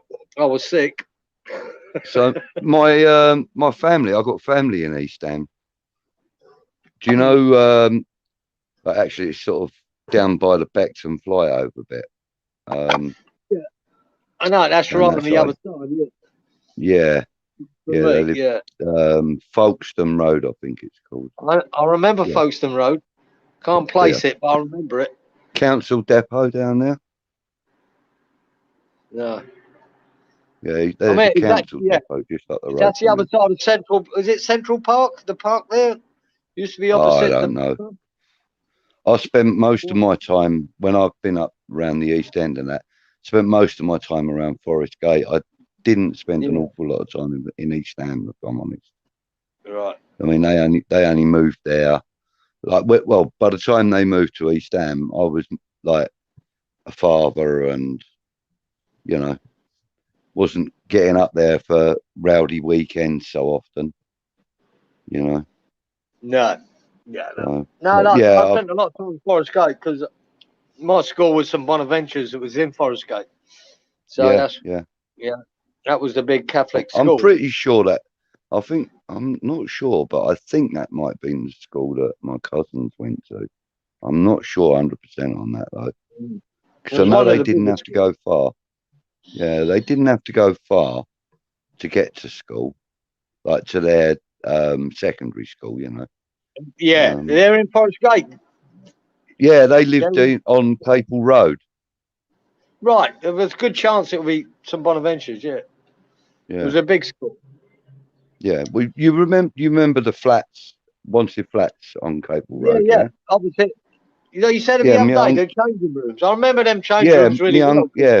My uncle lived in the house right next to him. You know, right? He was the caretaker and that. So I spent all my time around there. My first pint in London was in the Golden Fleece down the other end of the road. I was just going to say to you, did you ever go to the Golden Fleece, Gazer? Yeah. Sweet. Yeah, I was about 14. I got in there. Yeah, I was about 14. I got in there. Bloke said, "How old are you, mate?" I went 21. He went, "Yeah, that'll do." Near enough. See, what you having? I said, "I'll have a light and bitter, please, mate." You went, "Good choice." Yeah. So yeah, but that was the only drink I knew actually at that time, because my brother was a bit older, and that's what he used to drink, the old light and bitter. Yeah. So that's the only drink I knew. So that's why I asked for them. When it came, like, you know, with almost a pint of bitter and a bottle of light ale, I thought, what the fuck can I do with this? Just get more. I think most people had that because you got more than a pint, didn't you? Because they didn't measure it. Yeah, of course. No. Put the bottle in there, sweet. Yeah, lovely. But yeah, so I went in the Golden Fleece quite a few times. Spent quite a few nights in the Princess Alice as well, down on the Barking Road there, just down the other end of Green Street, isn't it? Yeah, Green Street. Yeah, I know Princess Alice. Yeah. On the Romford Road or the Barking Road? I think. Oh no, it might be Romford Road, isn't it? Yeah, I think you could be right. The other end to the ground, Gazer. The other end. Yeah. Yeah, that was Romford Road. Yeah. That's it. Romford Road. Barking Road was down the ground end, and Romford Road at the top end. Romford Road. Yeah, just literally between Forest Gate and Green Lane, really. You know, just on that corner as you come down. I used to get in there quite a lot. I also used to go to the Barger Ground in Bow as well. That's a good pub. Well, it was back then anyway. Yeah. Completely mad on match day evenings, you know, because my cousin had mates all round the East End, you know, so we used to just go to pubs with them, you know. Same here. I was always floating between East End and then my mates moved out to Warnchurch and Elm Park. Right. That way. They went out east to Essex, and so I was always going to Warnchurch, Elm Park, and then coming back to East London. Or I ended up living in Aldgate, right, you know, at the brink of the city there. near Tower Bridge. I lived there, so I drank in Whitechapel a lot in that area. And then, like I said, I told you the other night, my father-in-law, he was a Bermondsey boy, so I drank a bit over South London. Got to know some of the pubs up there were great, you know, some good characters. Yeah, some good people. Quite a few of my mates lived in Brixton, so I used to get to Brixton quite a lot as well. Yeah. A mate of mine did. I used to drink in a pub there called the White Horse. That was like a big paddy pub. Yeah, I know the White Horse. Yeah. You know the White Horse? Yeah. There was a big paddy pub then. Yeah. It's great atmosphere in there. Brilliant atmosphere. Providing you didn't like act a dick, you know. One of my mates went in there acting a dick, sort of, just, you know, and all the lads at the bar sort of like gave him dirty looks and that. But, yeah, nobody said anything or did anything. It was just, you know, being a dick wasn't acceptable in the pub, you know. Right. So we kind of pulled him up on it. Look, what we got here, we've had Peach disappear, right? And we're just talking about all that yesterday. And then people in the chat go, what are these two old fuckers talking about? What the fuck they got to do with West Ham? Yeah. I don't blame us. Blame fucking Pete. She's fucked off. We can't even stop it. Welcome, welcome viewers to Talking Bollocks with Kieran and Clive. When Pete called his show random, he fucking meant it. Yeah, I know. You know what I mean? Jesus. Talk about like leave you holding the baby, you know what I mean? An hour and 46 minutes. I need 30 seconds to fill this up. Look, I've got to fill that up, mate. All right, yeah, go on. I suppose I've got to entertain the troops. So I don't even know if anybody's still watching. That's the point. So I've got no information on my screen. All I've got is that comment that you see on the screen. And now Kieran's buggered off to top up with the old Cabernet. So, you know, what do I do? It's almost 2 in the afternoon. You still talking to yourself? Look. Yeah, I probably am actually, Kieran. Who knows if anyone's still talking, still watching? Who knows? Only Pete could tell us that. I know. He's got there's no way of knowing. Yeah. Oh dear. Well, I've got to get up at 5 in the morning. I only popped on for 5 minutes. Oh God, what time is it for you now? 11. Oh, bloody hell. Oh, well, listen, I reckon. I was going to say though. I mean, I reckon if we were both to end it or leave the room, I think the show would probably end anyway, wouldn't it? Oh, it probably, yeah, I suppose it would. But yeah, but he can't. He has to stop. He has to stop the stream still going. Apparently. Oh, does he? But he's 5 minutes now. How long has his 5 minutes been? Oh, mate, he's probably. I don't know. He's probably going to a football match or something. He's just leave the phone on charge. Boosts up his viewing. Anyway, I don't care. That, you know. Clive, we've held it up well, mate. Fuck them. Yeah, fuck them all. Yeah, but so yeah, what else are we going to talk about? Yeah, try another point that we can talk about, just in case anybody's stuck with it so far. Yeah, in case there are anybody people. We wouldn't know because we can't see the chat. We can't say anything. Yeah, we don't know. So we're going to pick a point. Otherwise, we could take a question. Yeah, it would have been nice, wouldn't it? How about we talk about the pros and cons of international breaks? Oh, fuck me. There's no pros. It's all cons. I fucking hate it. Not only do I hate it for West Ham, I hate watching it.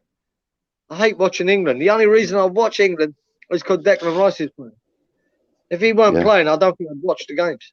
They just bore the shit out of me. Hate them. I really hate them. Right, so that's that then.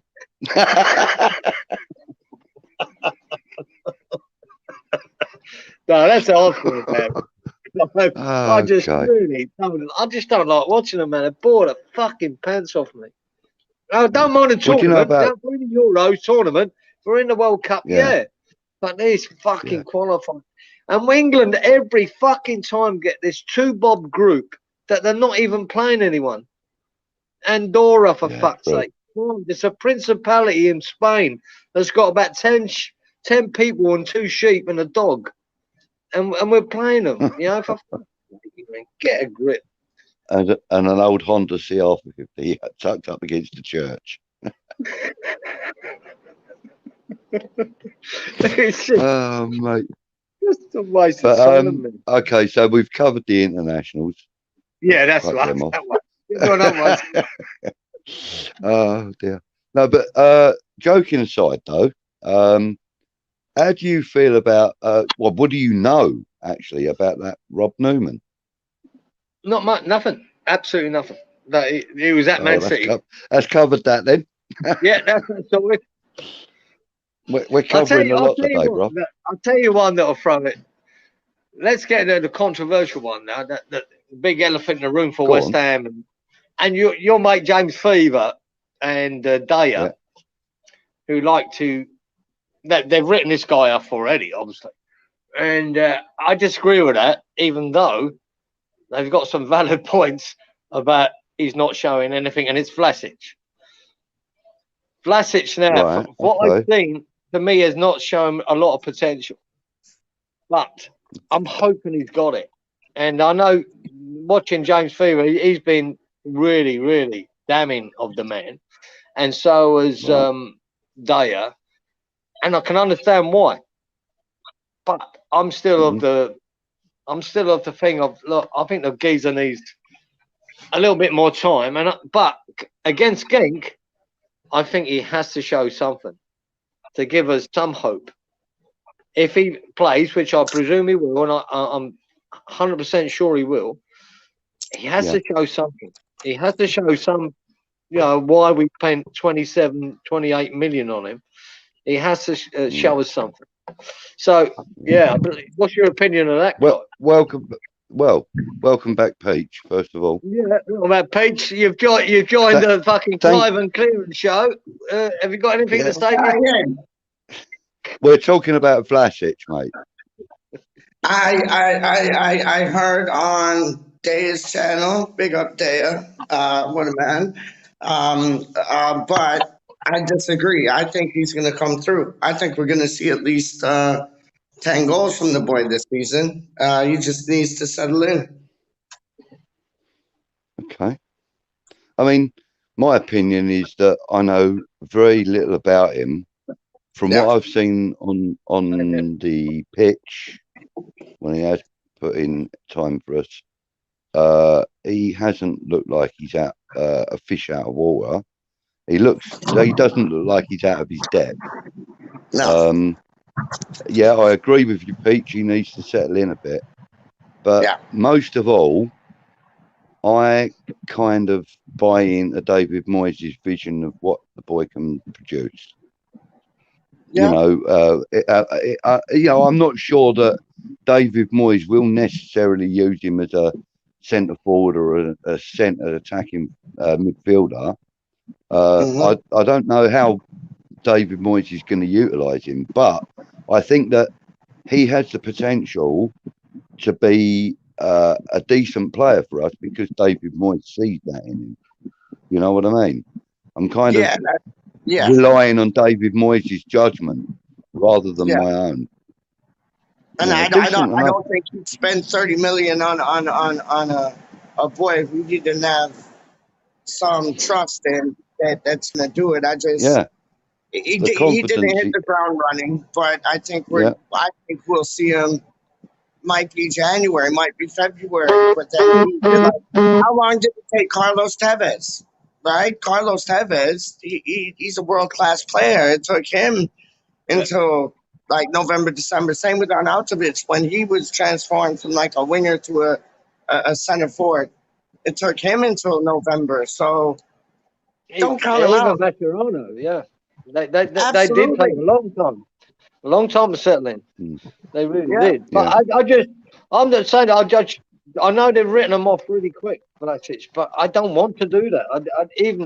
But I'm not impressed by him at all. I'm really disappointed in what I've seen so far, but I'm not ready and that's because understandable. you know when you've been an anti-Moyes, which I was, to bring him back, right? I didn't want it. I didn't want that at all. And for Moyes to turn it around in my head, to trust him was a big deal for me, and he did. And he really did. I went, whoa, hands up, mate. You're doing a job, man.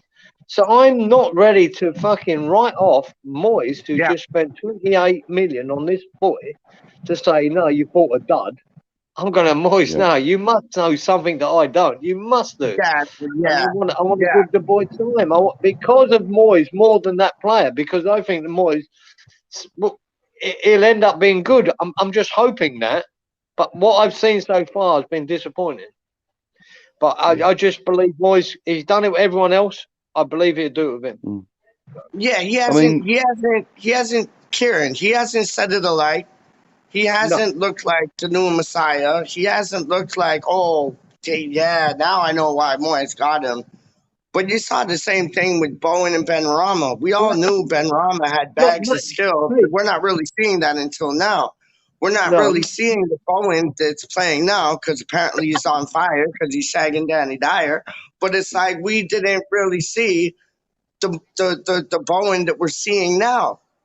So maybe we're spoiled. If it's all about Danny Dyer, get Vlasic a bird. Get Vlasic a bird from Love Island. That might be the answer. We might have been spoiled. But he's just with the signing he's made. And we might have been spoiled with Lingard too, hit the ground running as he did. Yeah, but then we're expecting it from him. So has David Moyes' most recent big name signing though, Kurt Zouma. He's hit the ground running really. He hasn't really put a foot wrong. Yeah, he did lose his man, against Everton. He did lose his man, but we're talking about one of the fastest guys on the pitch that day. So Zouma, even though he's got the power and the strength, he's got speed and agility and ability. He's hit the ground running. He ain't made no big mistakes. We haven't leaked goals like we were. He's actually helped plug up some of the back surety, if you know what I mean. He's hit the ground running. Yeah. And, Thomas Souček hit the ground running. Vladimir Soufal hit the ground running. Oh, didn't he ever? Not every player can, not every player does. It takes a special talent to do it, But with Vlasic, David Moyes doesn't always have them hit the ground running. He doesn't always, he beds them in.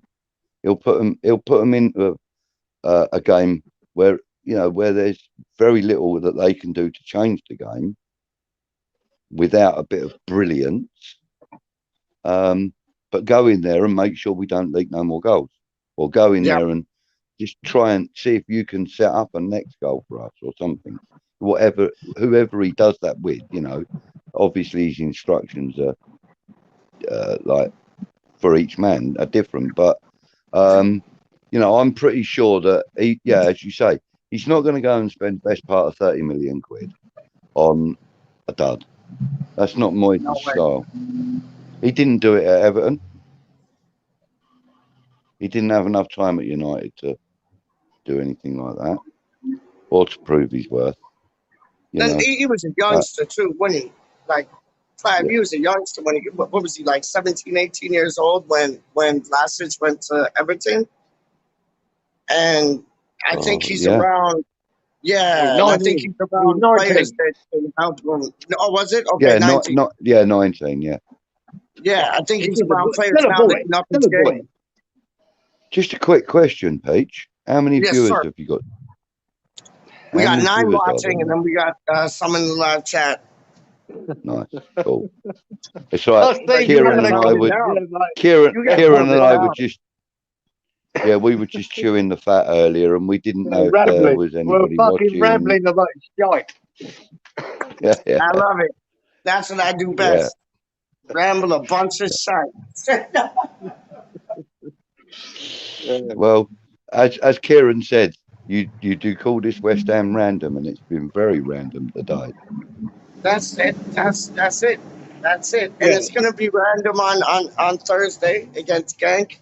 It's gonna be random on Sunday against Spurs. But what if we could get 2 results? That would I'd be over the moon. I think that would change the whole season. Not that the season's going bad, but I think that would kind of It would. No, solidify we only us need one right up result. there. The game one's fucking done, mate. We're winning that. That ain't a fucking issue. That we're winning that. Love it. Tottenham beating them is massive for the league position, and it's massive for us.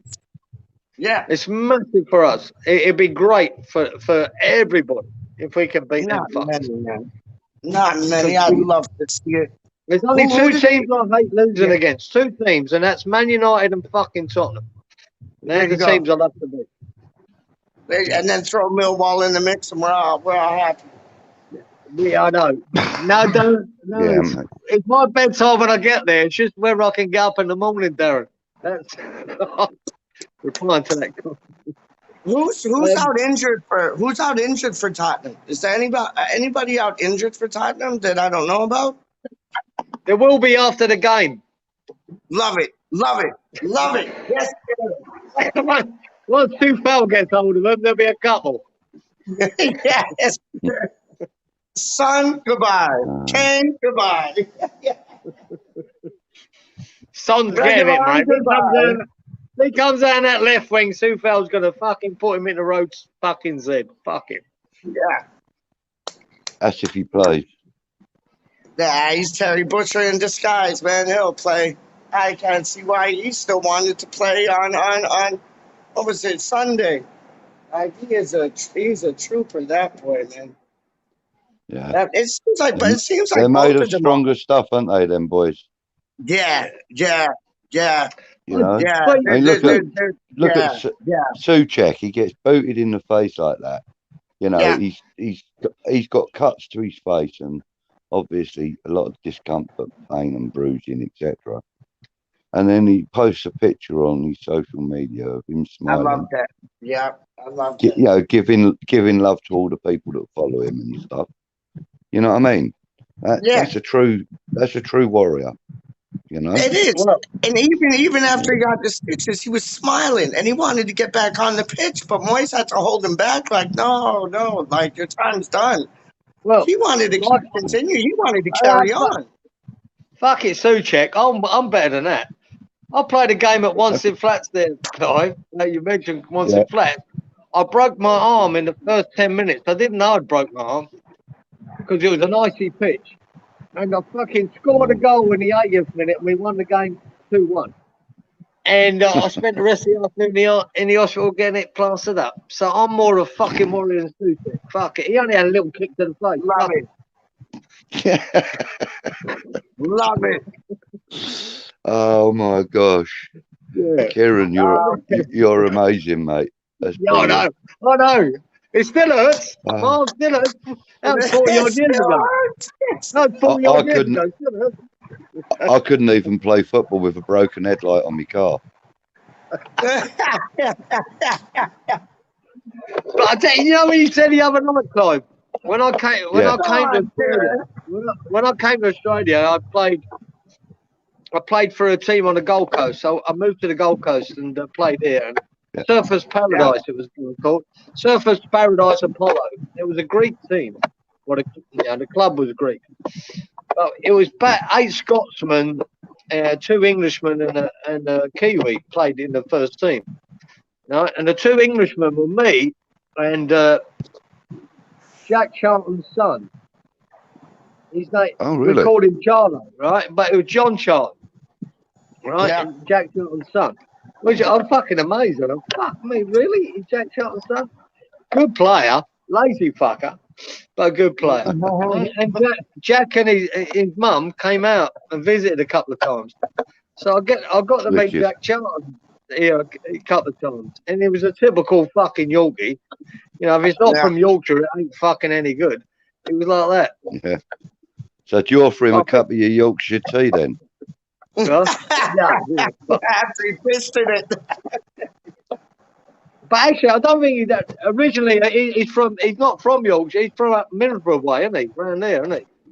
Oh, I'm not sure. Yeah, he's not really Yorkie, but we associate with Lee. That's all. Yeah. He's up Middlesbrough way originally, but yeah. And yet he's a more of a legend in Ireland than he is anywhere else in the country. When I was playing with Charlo, that's the time his dad was managing fucking Ireland, and Charlo John, he actually went to the Euros that time when they done really well. I forget where it was. He left the team for a few weeks to go to the tournament. He was on the bench with his dad. Yeah. So what sort of age group would he have been? Like same age group as you? Or John, younger? no, it'd be similar age group. Yeah, similar age group. Yeah, he might. No, when I come to Australia, I was 26. He might have been a year younger, maybe. That's about it. Yeah. All right. Yeah. Yeah. It would have been about the same. Yeah.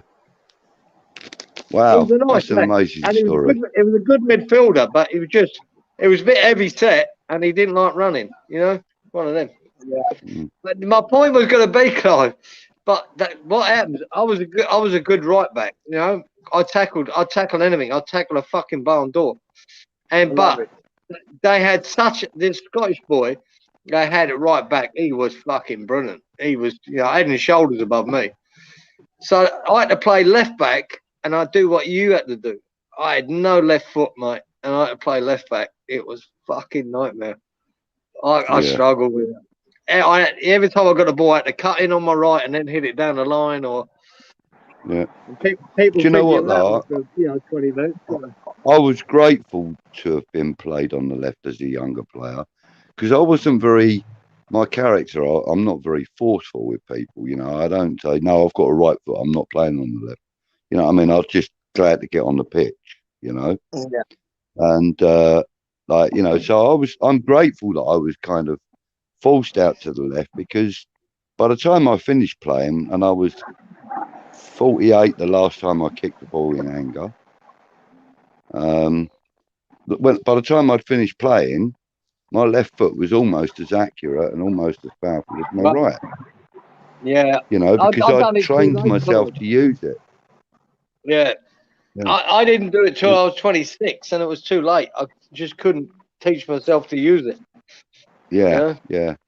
I mean, I was never confident using it during match games, but friendlies and stuff, I would practice with it during the game. But most of the time, I would practice with my left foot in private, either at home or in training or knocking around the school ground with the lads and that. You know what I mean?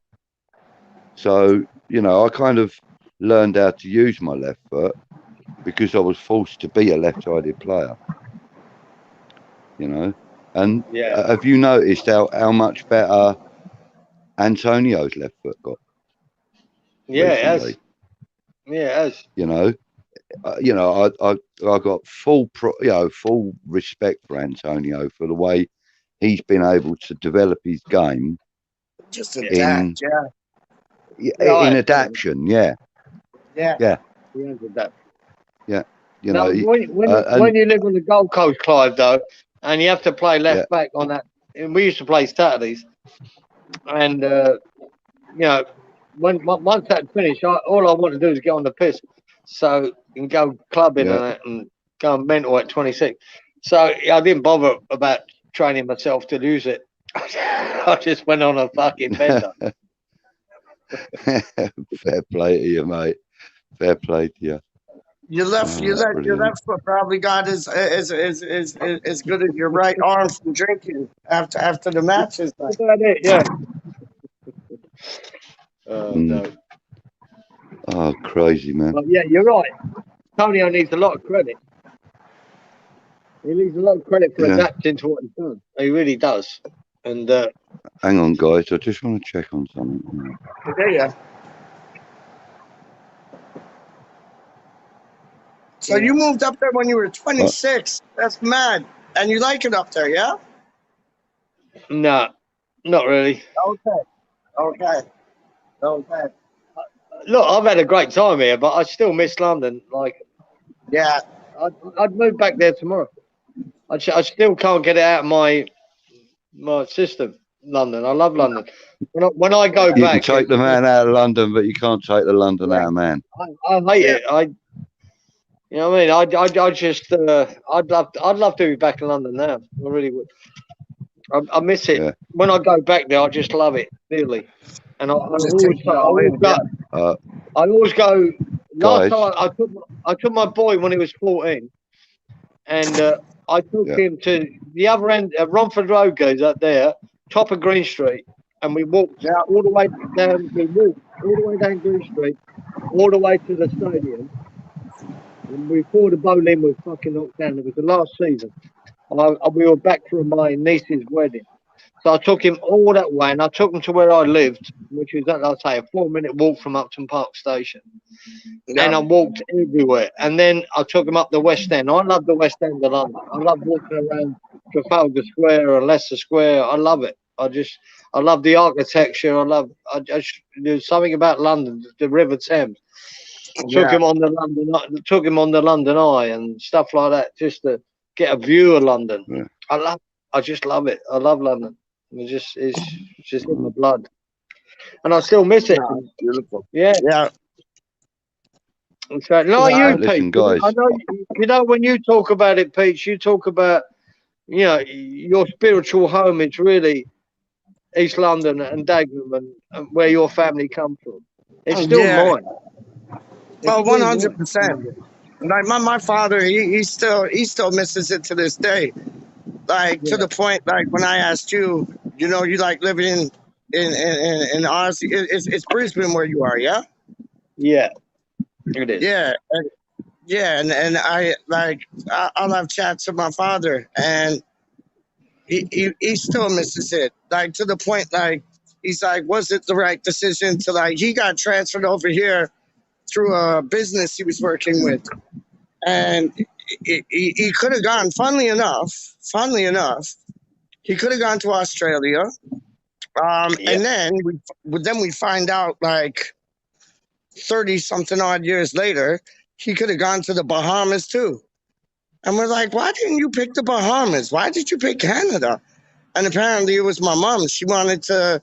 She's a Dagenham girl through and through, Raynham Road. Like she wanted to move to Canada. So happy wife, happy life type things. You have to kind of go along with what the boss says. You know what I mean? And she wanted to come here. So but he still has those thoughts when we have those chats about shit. Should I have ever moved out here? And he has had a good life. Like he's been able to meet a bunch of expats over here. We've kind of adopted a family rather than having one out here. He's been able to play his football. He got into squash, which it made his football game even better. He was a left back with probably the best left foot in Canada. He was really magic, man. And but he does have those thoughts of regretting it. Like you said, you can take the boy out of London, but you can't take the London out the boy. And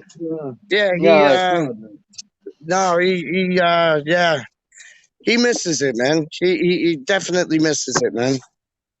Yeah, it's hard to explain. It's hard to explain. You always miss it. Not just saying I regret doing what I did, but when I first came to Australia, I had the best time in my life. It was great. But I still miss London. I always miss London. I miss being back there, and Ireland as well, because all my family are Irish. So I go to London. If I visit, I go to London for a few weeks. I go to Ireland for a few weeks. My sister has moved back to Ireland, and my nephew, who I basically grew up with as a brother, he's only 4 years younger than me. And I go and see him he's just in Kildare, just south of Dublin. So I go see them for a few weeks. And I come back to London, and when I leave, I'm just fucking crestfallen. I hate leaving. You know, I just hate it. So it's that never leaves you. That never leaves you. London. It's Northern London and not Republic of Ireland. What one is it? Because my geography ain't too great. They're in the Republic, yeah. They're in the south. What's that mean? They're in the Republic, Peach, in the south. Okay. Yeah, because my mom, she has family in Northern Ireland, and yeah, apparently that's a good place to go. Republic Ireland, it's still a good place to go. Like I know it's all religion there, isn't it? Like Protestants and Catholics and all that stupid shit. But yeah. No, yeah, I'd love to go there. I'd love to go there. And Crawley. I'd like to visit Crawley now. Oh, my cousin lives in Crawley, mate. Oh, My cousin lives in Crawley. Yeah, Pete, you mentioned a pub opposite the railway station. Yes. Was that called the Snooty Fox? I forget what it was called, but it was right across the street from the station. Like literally, there was the station, there was a news shop or corner shop, whatever you want to call it. It was literally right across the street from the station. And yeah, I went there. I was supposed to meet up with my cousin, but I thought before I meet up with my cousin, I'll have a few cheeky pints and a nice ruby. So yeah, mate. Yes, definitely. Guys, I'm never far from my hometown. If I am, I'm working in London usually, or somewhere local maybe. But I've never lived in London as such. I did spend a couple of years up there with my cousin in Forest Gate, but I didn't really enjoy it that much because I was kind of missing the people I grew up with, Yeah. It's what you know, Clive, isn't it? It's what you know. Yeah. I mean, like Crawley's always been a town it's like an overspill town for London. Well, that's why Gatwick Airport is listed as London Gatwick Airport, because Gatwick Airport is only 7 miles from Croydon. Wow. Yeah. In a straight line. No, I think it's 9 miles or something from the edge of Croydon, So, I'm only about 18 miles from the edge of Croydon myself. That's not far. So, it was like a London overspill town. Well, during the 50s. That's what Australia's become, and that's what Australia's become, and that's what basically Basingstoke is. Oh shit! Hold on. Exactly. Yeah. Honestly, hold on. Yeah. But it's not bad. So is that not a bad area, Clive? Is that a good place around Crawley? And that's nice not really. Not really now. No, I mean, there's a heck of a drug culture in the town. Really? And also, far be it from me to say anything because my daughter's one of them, but there's quite a large number of single young mums. I think they rank quite highly in the country, like the number. Our town. So it's not an ideal town. There's, as I say, there's a bit of a drug culture. There's a massive drug culture in town. Yeah. There's because of the proximity to the airport, and when we're only 25 miles from Brighton, so we do get an overspill from there as well, obviously. It's got reasonable work prospects and stuff around because of the airport and the construction side of things and that as well. But it's not particularly a great place to live. In fact, I'm looking to move reasonably soon. Whereabouts? Well, I'm looking to go somewhere maybe in Kent, I think. Oh, beautiful area. One of my favourite parts of the country. That's your Dartford, isn't it? Clive, that's the Dartford, yeah? Yeah. Dartford is Yeah. in Kent. Yeah. Okay, That there is you go. Kent. Fantastic cider they do produce there. Fantastic. Yeah. What's it called? I mean, one of my other passions, wanna other than West Ham, is motor racing. So Brands Hatch is right in a beautiful part of Kent. There you So, go. you know, I may be tempted to go somewhere near there, which puts me nearer to the stadium, nearer to most of the guys that, you know, I talk to on the group chats and stuff. You know, most of them are either in Essex or in London. So it puts me closer to them. So, you know, we can meet up a bit earlier, or I haven't got to leave so early in the day. And you can meet up at Duke's Pub. Like, Duke has a pub right in Dartford, right by the Blue Mall there, like crossing Stones Tube Street. That's it. Yeah. I've never been to Duke's Pub, but I'm, you know, definitely going to be paying him a visit. I can't wait. In fact, you know, we should get a whole group of us go there when you guys can get over. Please. You know, we'll do a meet up. I mean, obviously, it's going to be difficult for both of you guys to be here at the same time. That's asking too much, I think, maybe. No. But you know, we're definitely going to have when I'm in a position to come, Clive, I'll be fucking meeting you. Don't worry about that. I'm gonna try and organise. Page should be over at the same time. And I made a deal with Peach. I made a deal with Peach. I know you did. And I'll tell you what, if I remember it, he thought about finishing in the top three, and he all four. And if we West Ham manage it this season, you said you'd go and visit, right? No, I heard that. That's right. And I'd rather come over there. I'd rather come over there. You know, I said we can't finish. We're not good enough to finish in the top four. So if that happens, win the league. We're winning the league. I'm come and visit you, Pete. I'm gonna come and visit you, but I'll do this show naked, right? Is that good enough? No, we don't want that. No, we don't want that. We don't want that. We don't want that.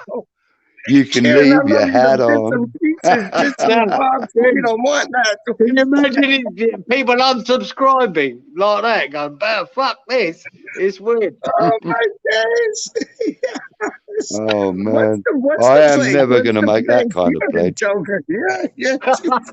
I'm never going to make that kind of pledge. Oh, Karen, there's only one Karen. But what's the place? It's in Kent, but it's like on the coast. It's on the coast. It's where the boy shoots the television show, Doc Martin. It's on the coast. Like, that place looks amazing. Yeah, mate, it's upstairs. Make sure they're not dirty before you go up there, please. I gotta charge my phone again. Hold on. Right. Finish this. Yeah, so, it's off to get another one, you mean? Huh? I'll finish this cigarette. I better get to bed because I've got to get up. Yeah. Oh, it's 11:30 there. Fuck. Oh, yeah. Okay. I was going to bed at 9 o'clock. Oh, God. I'm such a bad influence, aren't I? Yeah. No, that fucker disappeared for 2 hours. We had to hold the fucking fort. Yeah, I could do this forever. Honestly, I could do this forever. I love it. I love the company. Be honest, Clive, I'm not a big sleeper, mate. If I get 5 hours sleep, that's good enough for me. I'm good. That's like me tonight. Like, I had my sleep. I ain't been up all night. Like, I went to sleep. I think around like during the fucking day. Y'all see you wandering around. No, but honestly, Karen, I went to a can of cider. Fucking try.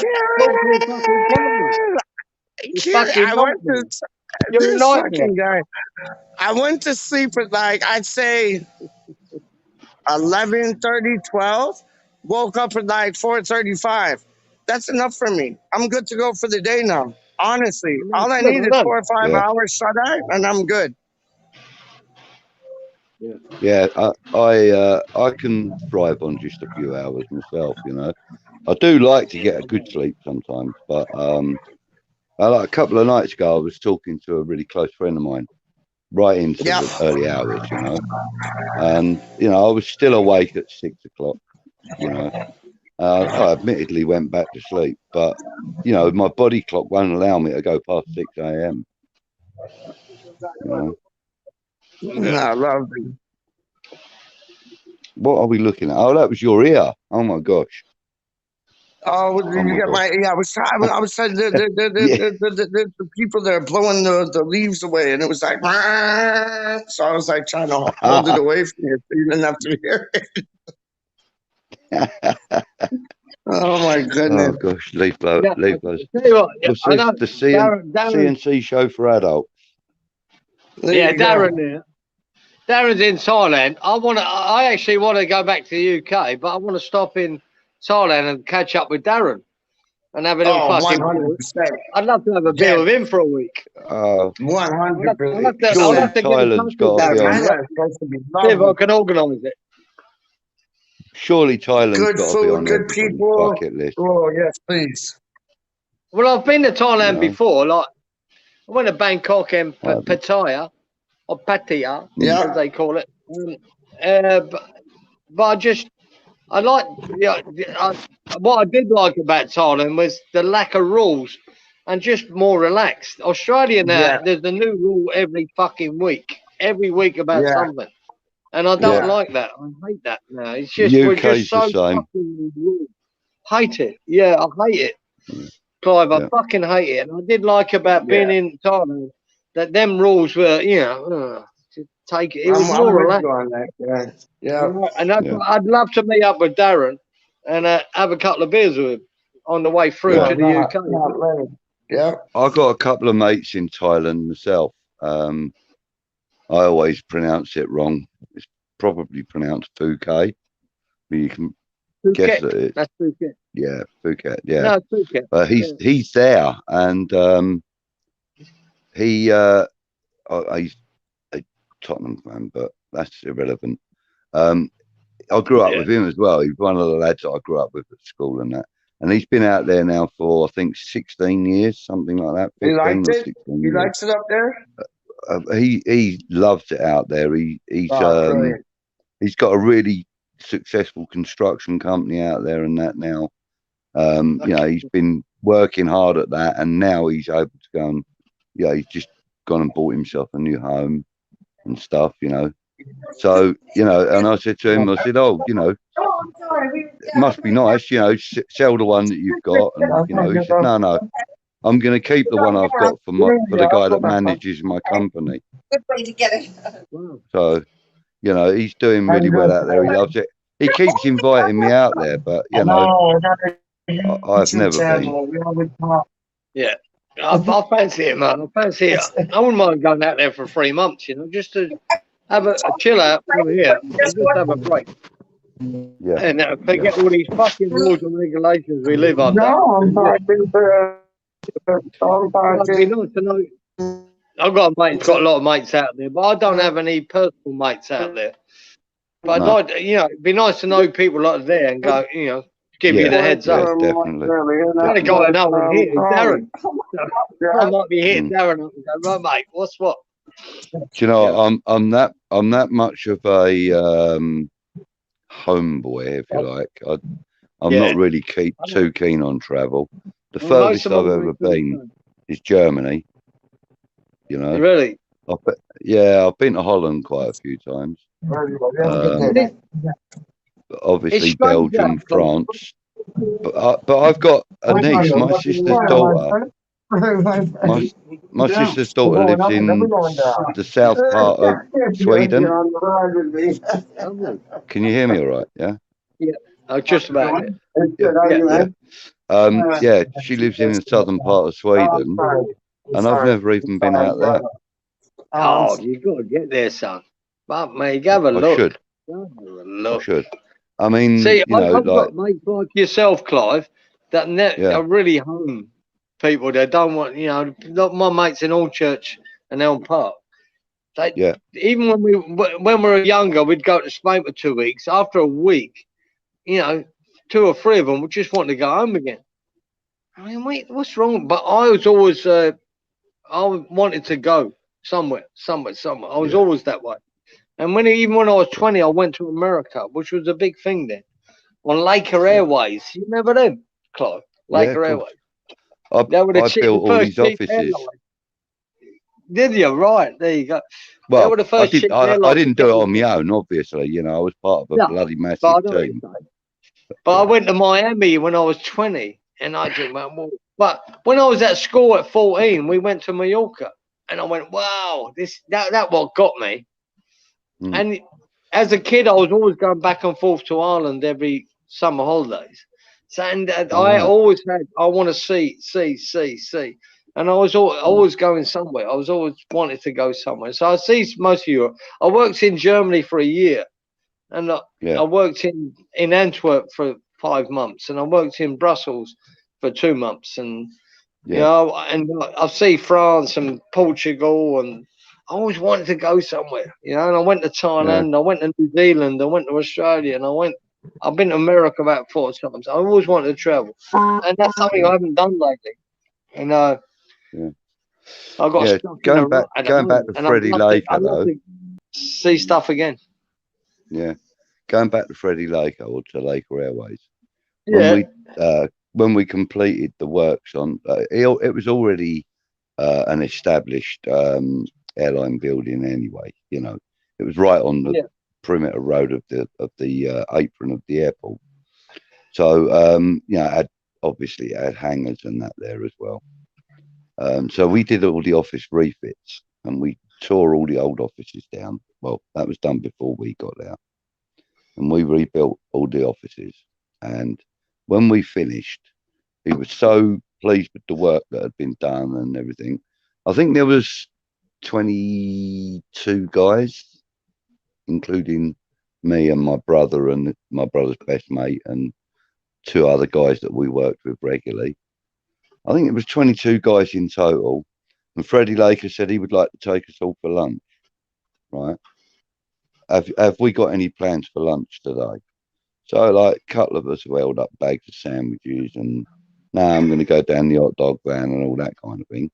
He says, no, come with me, you'll come into lunch. Took us into the hangar, and we thought, oh, brilliant, we're going to have like lunch like in the VIP offices or something, you know.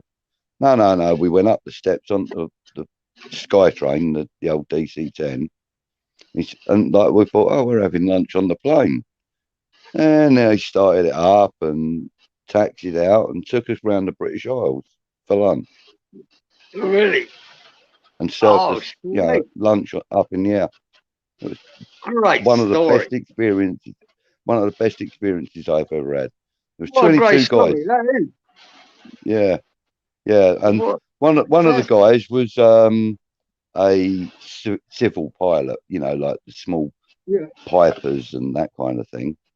And he was taken up onto the flight deck and allowed to take control of it while it was up in the air and stuff. You know, it was lovely. Really good day. Freddie Laker was one hell of a bloke. We at the time we guessed that one lunch must have cost him or the airline, must have cost the airline probably somewhere in the region of about 10 grand. Yeah. You know, at the time with the fuel costs and staff costs and everything, and obviously, you know, you have to pay to use the runway and pay to come back in and all that nonsense. That's a nice touch, man. Yeah. That's a nice we touch. reckoned. Is there someone else coming in? No. Oh. No. Okay. So it's just me and you again, Kieran. I don't know where he's gone this time. I think he was having a chat with some woman in a diner or something. I don't know. I don't know. Was he at home? Was that his mum or what? I don't know. Who could tell with Peach? He's probably been arrested for knocking on someone's door again. You know, you can never bloody tell with him, can you? He's one of a kind, isn't he? He is one of a kind. But then that's what makes him Peach. We like that. We like that. One of a kind. Yeah. So listen, mate, I'm happy with logging out if you want to get off to your bed. Yeah, well, I've got about 2 mouthfuls of this and then I'm in the bed because I've got to get up.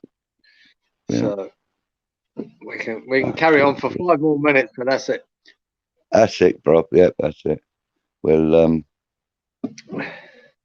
sit here and watch you drinking your wine. Yeah. Tish is a lovely guy, isn't he? I like yeah, he's asked me to do one of those one from each team. No, I know they told him to stick up his ass, but I'll probably do it. But I need a bit of time to think about that. Yeah, well, get yourself a bit like I did. Get yourself a bit of paper and a pen, and then write yourself down. How did you do it, Clive? Every You went single through all team. the teams of that. What I Did you did go through all the was, teams of the Premier League and fucking pick one? Yeah. Well, yeah. What I did? You're still there, aren't you? Fucking hell, what have I done here? What have I done?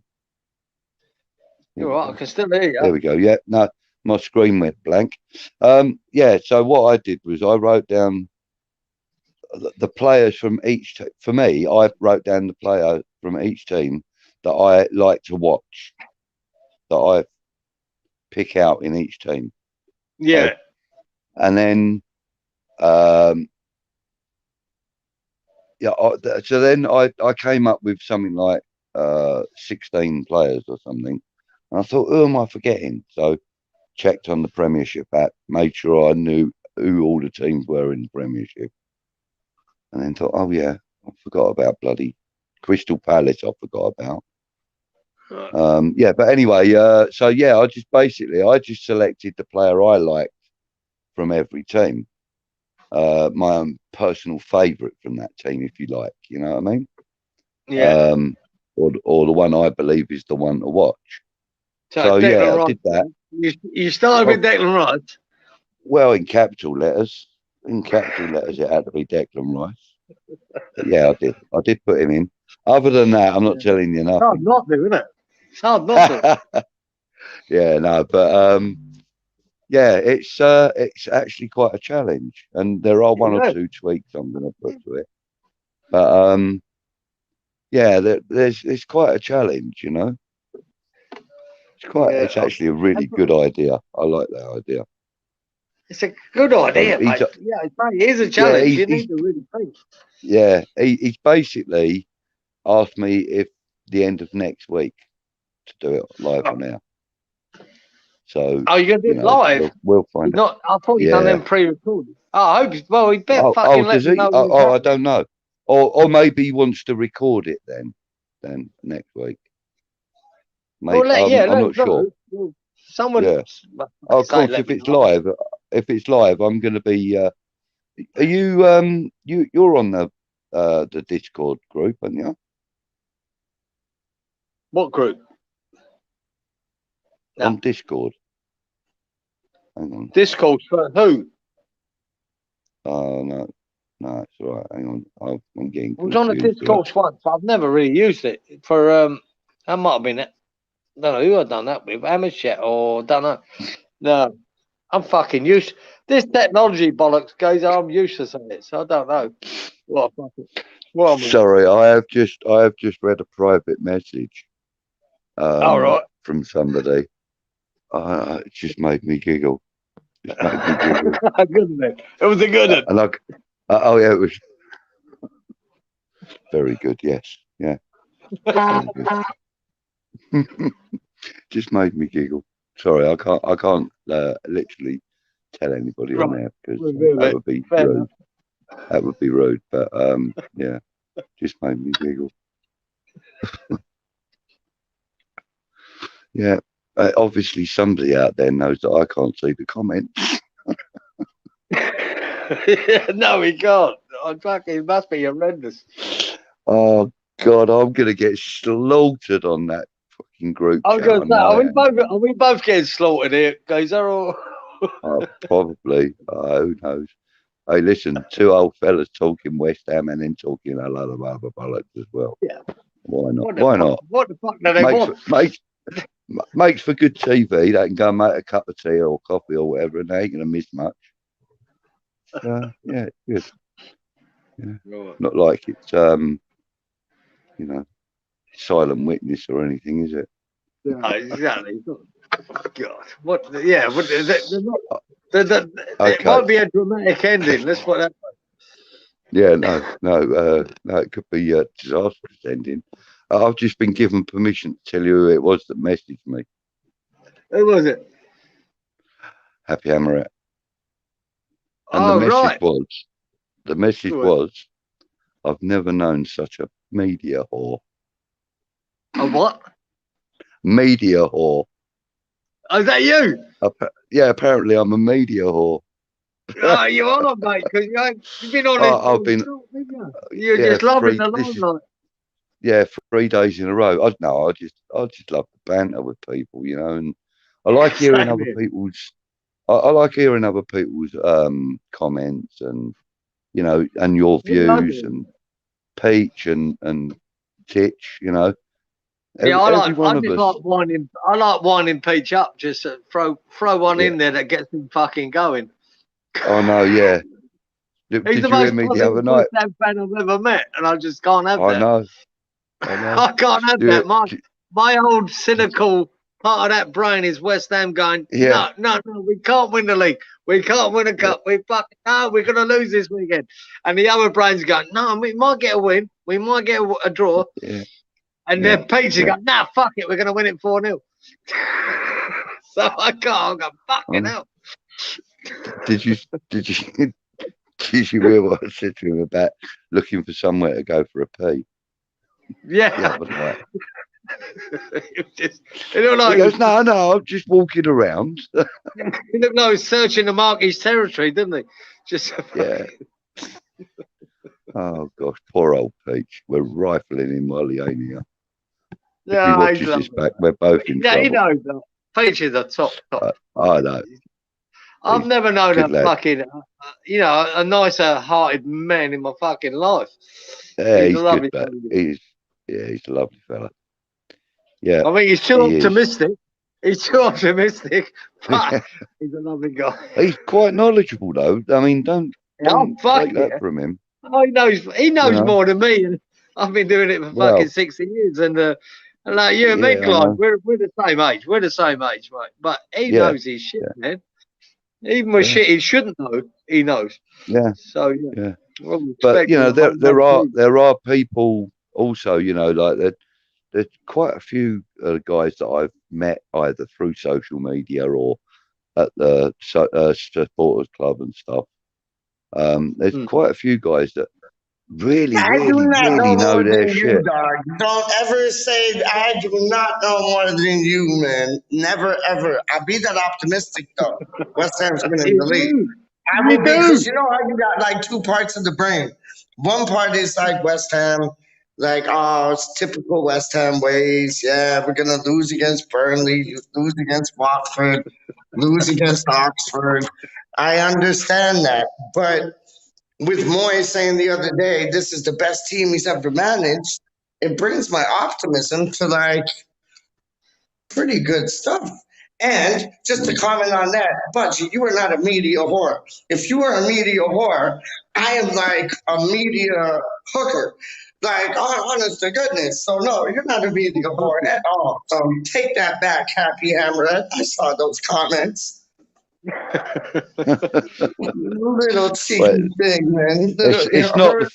It's not the first time I've been told that though, and it wasn't Hammerat that said it the first time. I have to give her props. All right. She only PM'd me to say it because obviously she knows I can't see the comments. But it's a standing joke on the Discord thing, you know. Right. It's a standing joke on there. So yeah, I just do quickies. You can't roast Hammerat for that one, bro. Huh? I just do quickies in the alleyways. Knee tremblers.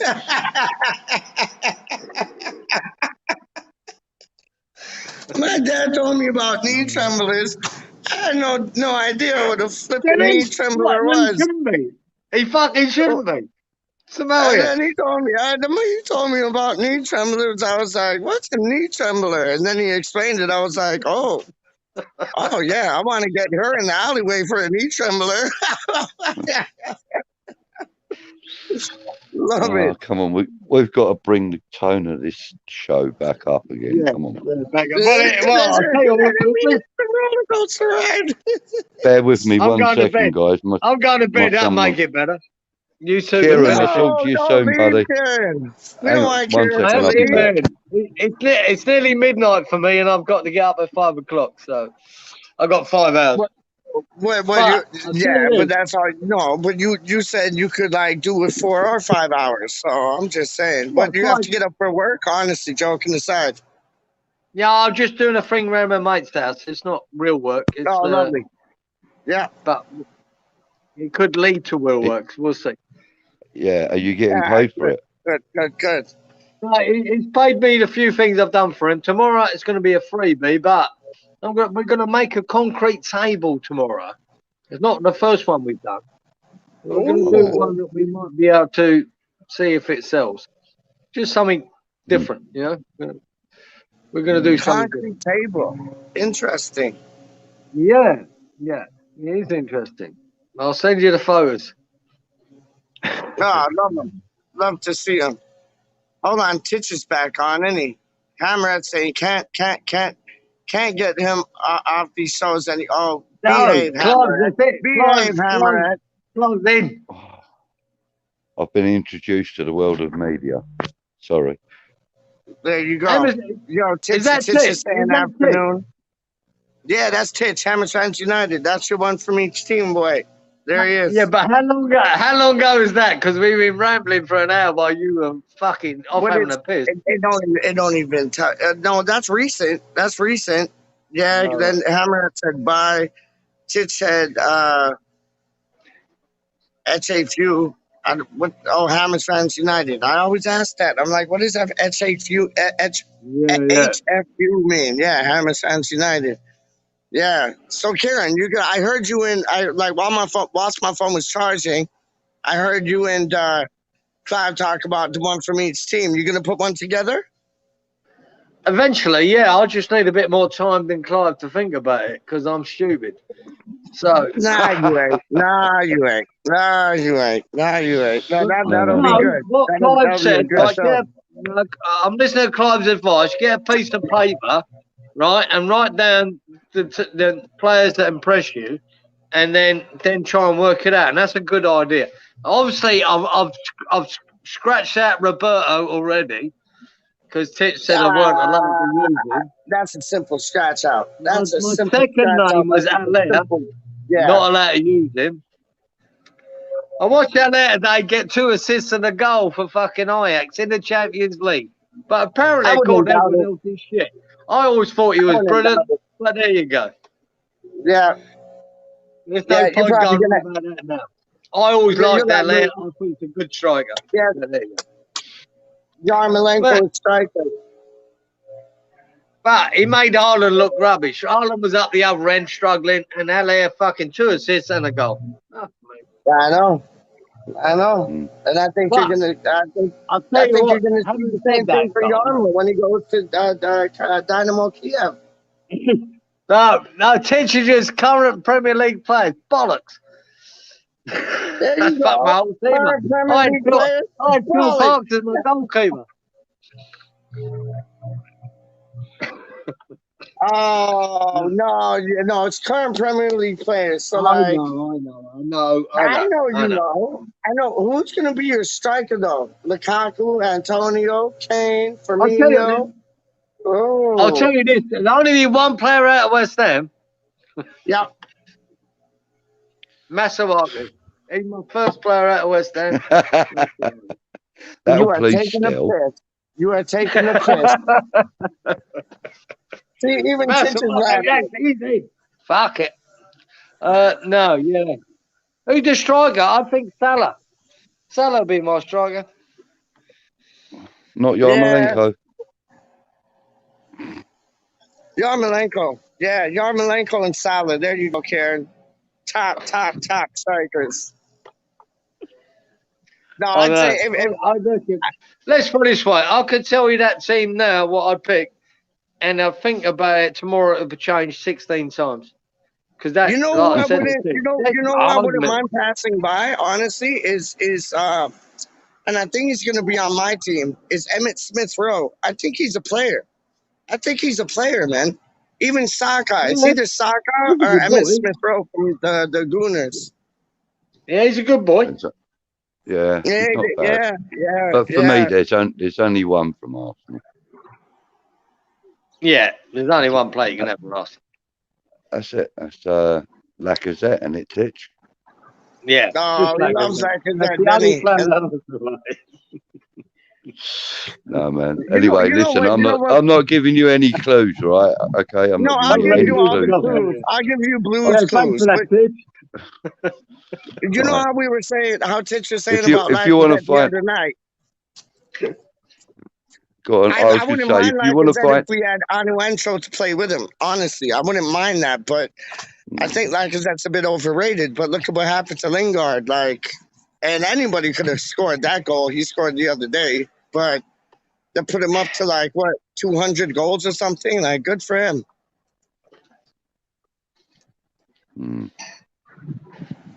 It's difficult, isn't it? So Kieran's gone. I think there's another bottle of wine in the cooler. Oh, happy Hammerette. She picked Vardy. I don't know. Yes. I don't know though. Clive, you got Iniesta. I think it's because he's got good legs. He does. He'll chase down a fly. I know that. He will chase down a fly. I understand that. But there's Karen. There's Karen. Yeah. But Iniesta's good. He has got good legs, hasn't he, Hammerette? Oh, flip off. You're talking about a girl perspective. I'm talking about football good legs. Sorry, I had to get her back.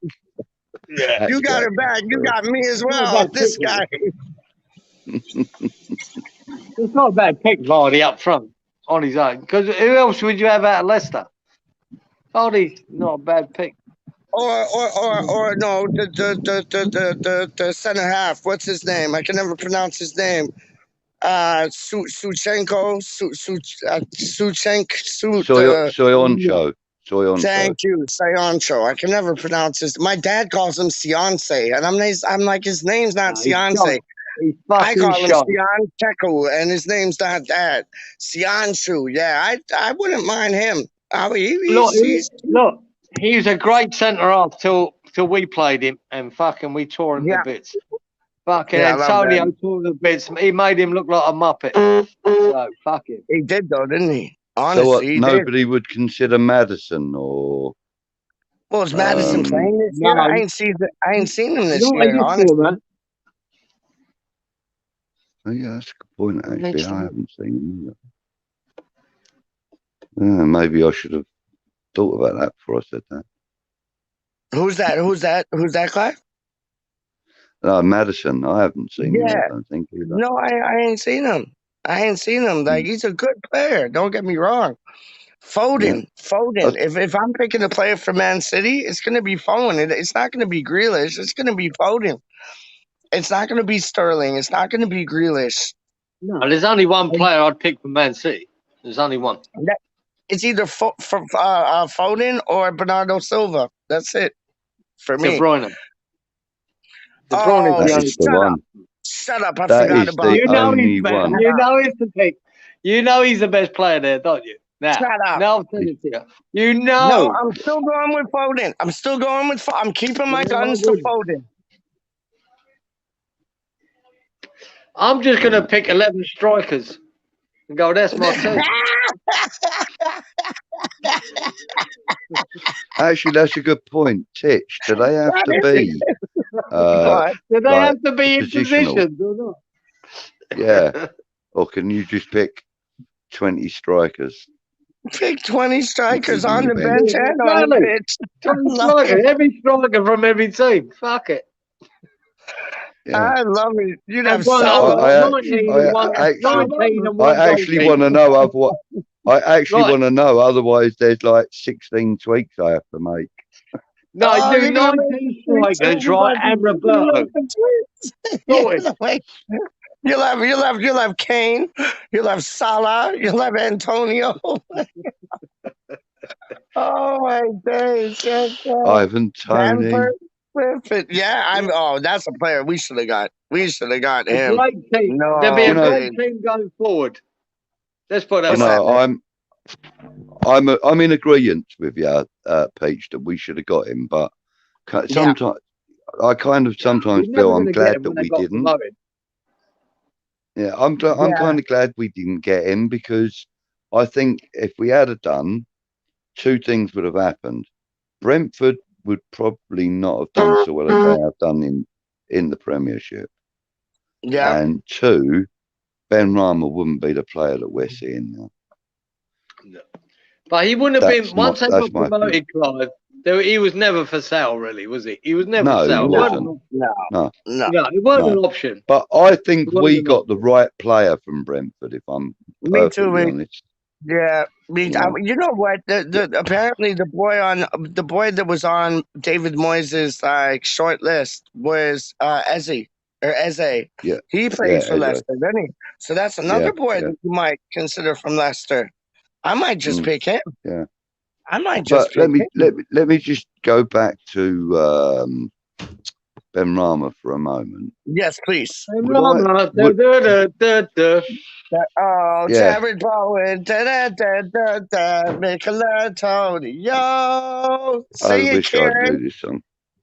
Oh yeah, so going back to Said Ben Rama.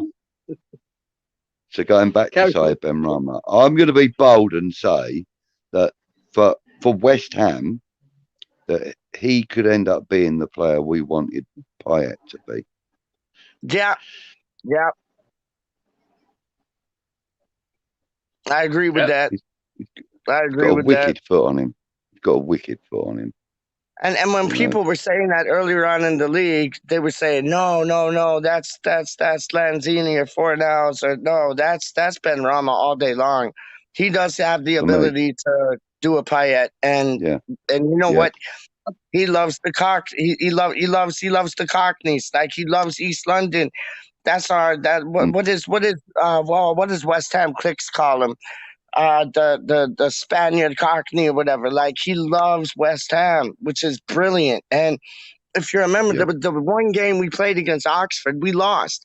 Everybody ducked and dived to the tunnel, but it was only him that went to the away supporters and said sorry, gave them a clap, sorry. Once he did that, he was good in my eyes all day long.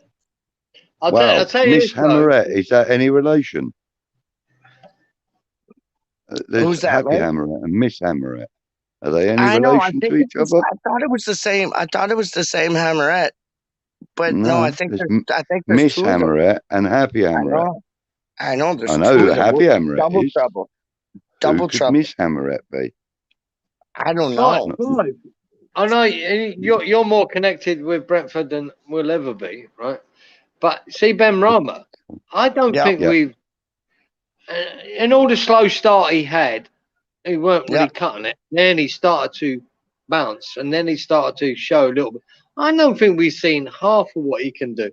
I don't believe that. You know what I mean? I don't think he's anywhere near what I wanted to see from him. I think he's going to do major things. I think he's going to fucking set the world alight, and he's nowhere near it yet. Yeah. No. When Payet come to us, he was already the polished article. Yes. When we got him, he was on. He was like one of these performing seals. He just went on the pitch. He did his thing. We saw his magic. Okay. As much as we disliked the way he left the club and stuff, he was magic. He was absolutely mesmerising to watch in a claret and blue shirt. Mesmerising. And I still say this time, he's the best player I've ever seen at West Ham. Is Payet. That's probably a bloody good shout. Yeah, but I agree. I think Ben Rama has the ability to surpass even that. Do you know what I mean? I think in 5 years' time, you'll hear someone like Kevin Nolan or David Moyes saying, you know what, one of the best players I ever worked with was Said Ben Rama, because that boy is Yeah. Absolutely so full of. He's mustard, man. He's mustard. I think he's I love he's that just peach mustard. he's in the fucking infant Isn't stages at the moment. And he will come. I think he'll set the world alight at some stage. I don't think he's anywhere near it yet.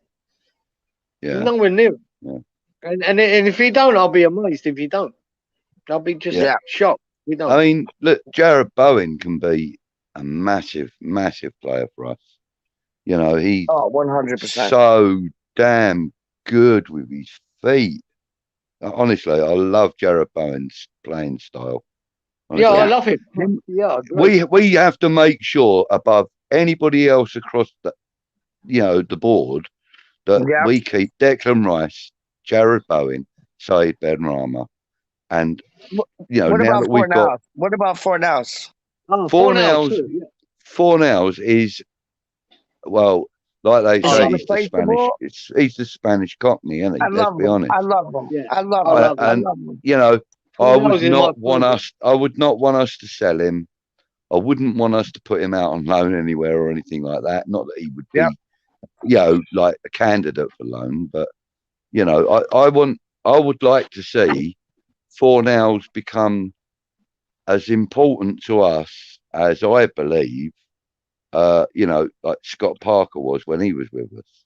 Good point. Good point. Good point. Yes. Because Scott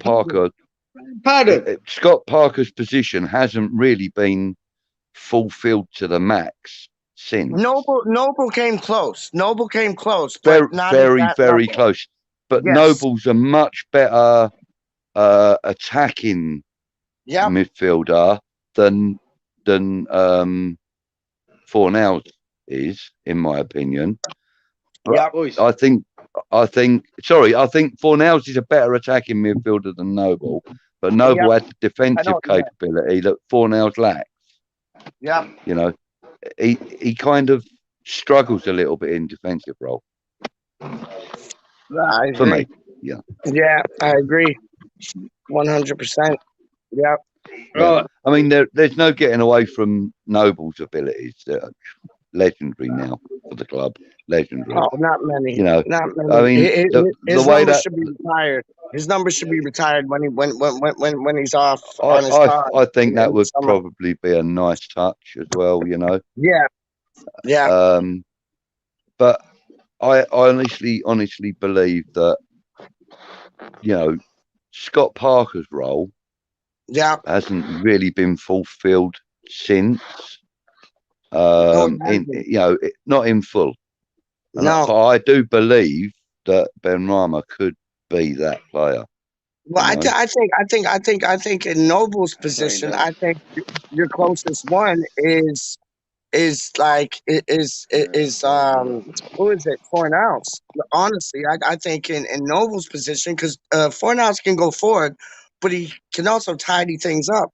So I'd say Fornals would probably be his replacement. Even Connor Coventry, to tell you the truth. Honestly. Connor Coventry's a guy we shouldn't have let go on loan, in my opinion. Oh, 100%. But David Moyes knows, and that's why we're not the manager of West Ham. He knows, and you know what? Yeah, of course. He might be getting some good. He might be getting some good week in, week out type playing time. So when he comes back, and I think it was you or Kieran who said the striker, the French, Nobly. No, Noble. Frank Noble. That was Kieran. Yeah, he's like a Tony. He's like a Tony. So it's like we already have him. We already have one of those. Yeah. Yeah, I think Kieran's gone off to have a kid because he has to wake up in 5 hours, isn't it? Yeah. Yeah, and we have been on air for 3 hours. I could be on here for 3, 5, 4, 6, 7, 8 more hours. I don't even play, man. All I do is want to talk West Ham, man. Honestly. Like Ginger Pele. Ginger Pele, he deserves a ceremonial. Fantastic. Yes. Fantastic. Why was he just binned like how he was? He was binned. Binned. Well, yeah, he didn't get his testimonial because he had 2 spells with the club. He went to Villa and then came back. I remember that. So although he put the time in, he put the time in at the club, but it was in he 2 did. spells rather than 1. So Yep. therefore, he doesn't qualify for a testimonial as far as club Yeah, but look regulation outside the or club rules and just look at the around. passion that he had. He was one of us. He was one of us. And he should get He like, still is, mate. that's what I mean. That's what I'm saying. On, He is. He on still the on is. the odd occasion I've seen him Yeah. on the odd occasion I've seen him on UK TV, which has been rare. But on the odd occasion I have seen him, you know, he talks West Ham. He talks like he's still a West Ham player. He talks like he's part of the setup. I don't even know if he is. He could even be. Man, I hope you so, know, because but I know Collison is you since know, after maybe an the ambassador 90s, for the but club or something. You I know, hope so. I mean, we've got a list as long as your arm of ambassadors. You know. Oh, I know. But the one thing that So, pisses me off, Butchie, is like, okay, Joe Cole was my favorite West Ham player of all time. But now I know he still has West Ham in him, as he should, because we were the club that groomed him and brought him up to the player he was. But it's like he has more blue in his heart than claret and blue in his heart. And but he can turn it on when he wants to turn it on. Rio Ferdinand's a lost cause. Like, he didn't even mention Leeds. He's United through and through. And we were the ones that made that like transfer record signing for him to go to Leeds. And I sometimes I don't understand these professionals, man. It's like it does my nothing, man. I mean, the thing is, Peach. Let me put this to you. Just please. You're a 17, 18-year-old guy. Okay, you're a talented footballer, and you're a West Ham fan. Okay, So now a man comes up to you and says, "Right, I'm, Joe Bloggs, and I represent Chelsea Football Club, and I want you to come and train with us." Are you going to turn him down? Yeah, I would. Honestly, I would. But that's just me. Not everybody has the same. Okay.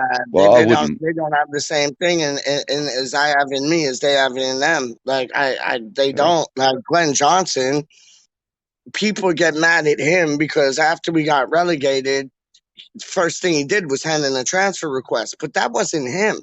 That was his agent. And a lot of these agents sometimes make the players look bad.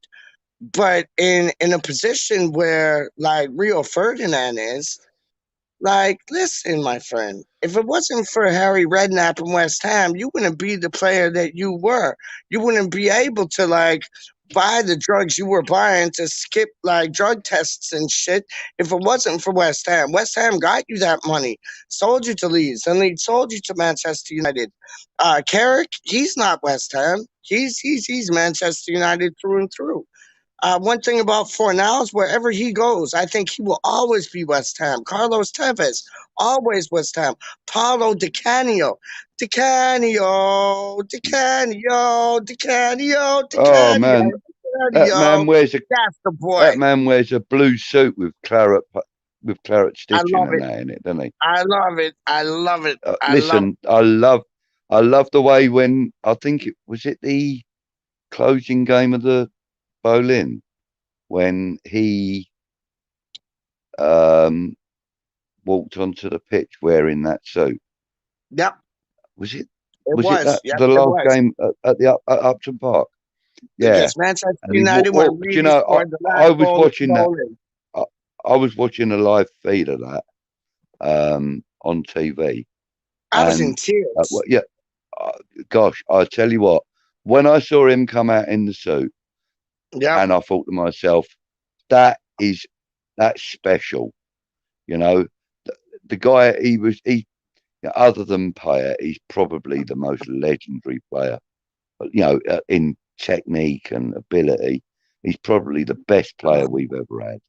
That Chelsea match, Punchy, from the throw-in. That Chelsea match from the throw-in, and then that was just, and then the Wimbledon match. Like, he's had so many. He was a risk bringing in for Redknapp to bring in, but he performed. And him fighting over the ball for a penalty. Yeah. Oh, with him and Who Lampard. was that with? Lampard. Yeah, That was him and Lampard. Like that's that was right. just. It was. Oh, that was. You can see the passion in the man, though. But wasn't it the same game? Wasn't it the same game when the ball came in and the player was injured or some foul things went on and he grabbed the ball and said, "No, look after the boy." Yeah, And I that's was it. like, That's right. "Oh, That was the same game. Oh my days! That I tell you, that shows you the measure of the man, though, doesn't it? Yes. And then a few months later, I saw something on YouTube about Paolo Di Canio, and I saw the blue suit, and I thought, I'll have a look at that. It was all in Italian. I didn't understand a word of it, but he was in a studio in an interview talking to an Italian TV presenter, and you know, I could understand a few of the things that he said, because it was like he said West Ham a number of times. He said, you know, players' names and stuff. Excuse me for 1 second.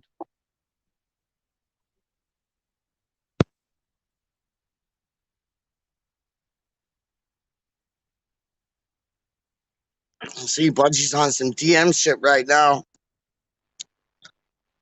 Just saying. It's okay, bud. I'm back. I'm glad you're back. Listen. I gotta end it because I got 6% of my battery left. I've charged it 2 times. It's cool, bro. We've had 3 hours chatting, you know. But it was 3 hours that felt like 3 minutes. That's what I love. That's what I love. What I love too. You know when you watch a good marathon football time match, with it just goes Peach, by like that. Like, I love this. Yeah, mate. Well, it's been a pleasure being on here and talking to you and reading some of the comments and that. They've been amazing. Well, Thanks, guys. did you read this comment? Hold on, where is it? It was Titch. Hold on. Where is it? Hold on. Well, while you're looking, let me say a few things. Oh, look at that. Look at that. You see that comment? Kieran and Clive are the new members of WeStHaMRaNdoM. Frankel is out. No, man. But then he came back and he said Franklin. But out nobody. But yeah, so I want to just say, big up WeStHaMRaNdoM. Big up Pete. Big up yourself. Titch. Big up yourself. Thank Kieran. you for watching. But what I want to really honestly say is, chat. Thank you to everybody in the live chat. You're always amazing. Guys, take care. See you on the next one. BuZZi, Clive, aka BuZZi, thank you very, very much for coming on. It's always a pleasure, and it's always a pleasure having Kieran on. And Milesy came on. That was magic. We got the next video. Sorry, forgot Milesy. Oh, Milesy's brilliant. We got the next video. It's a video I did, and Titch has been doing a bit of editing job, and he's going to put it on probably in about 2-3 minutes on this channel. So have a watch. Nice. It's good. I will. Have a watch. I will. I've got a few things I need to do, and then I'll put it on. Yeah. No, this is WeStHaMRaNdoM, so we'll talk about hoes, UFOs, and like West Ham. You know what I mean, through and through. But this was just it's a new segment that I did called pitch with Peach, or Peach on the pitch, or I don't know, something Peach. I don't know. There's something about like a pitch being a football pitch. Come on, man! It's your show, for God's sake. I know, but it was something like that. I forget what it was called. Peach on the pitch, or something like that. But no, Clive, BuZZi, thank you very much. Thank you for everybody in the live chat. Always a pleasure. Take care now. Thank you, my friend. We might be back even later on. We might be back. You might get an email. I'm not joking, because we might be back later on, my friend. Okay. That's cool. All right, mate. Cool. It's called Pitch with Peach. Pitch, what did it say? Hold on. Pitch Where did it with go? Peach. It's 1 minute of premiere. Peach with, how did you say it? Pitch, as in football pitch. Pitch with Peach. I think that's it. That is it, because I just had a notification. There you go.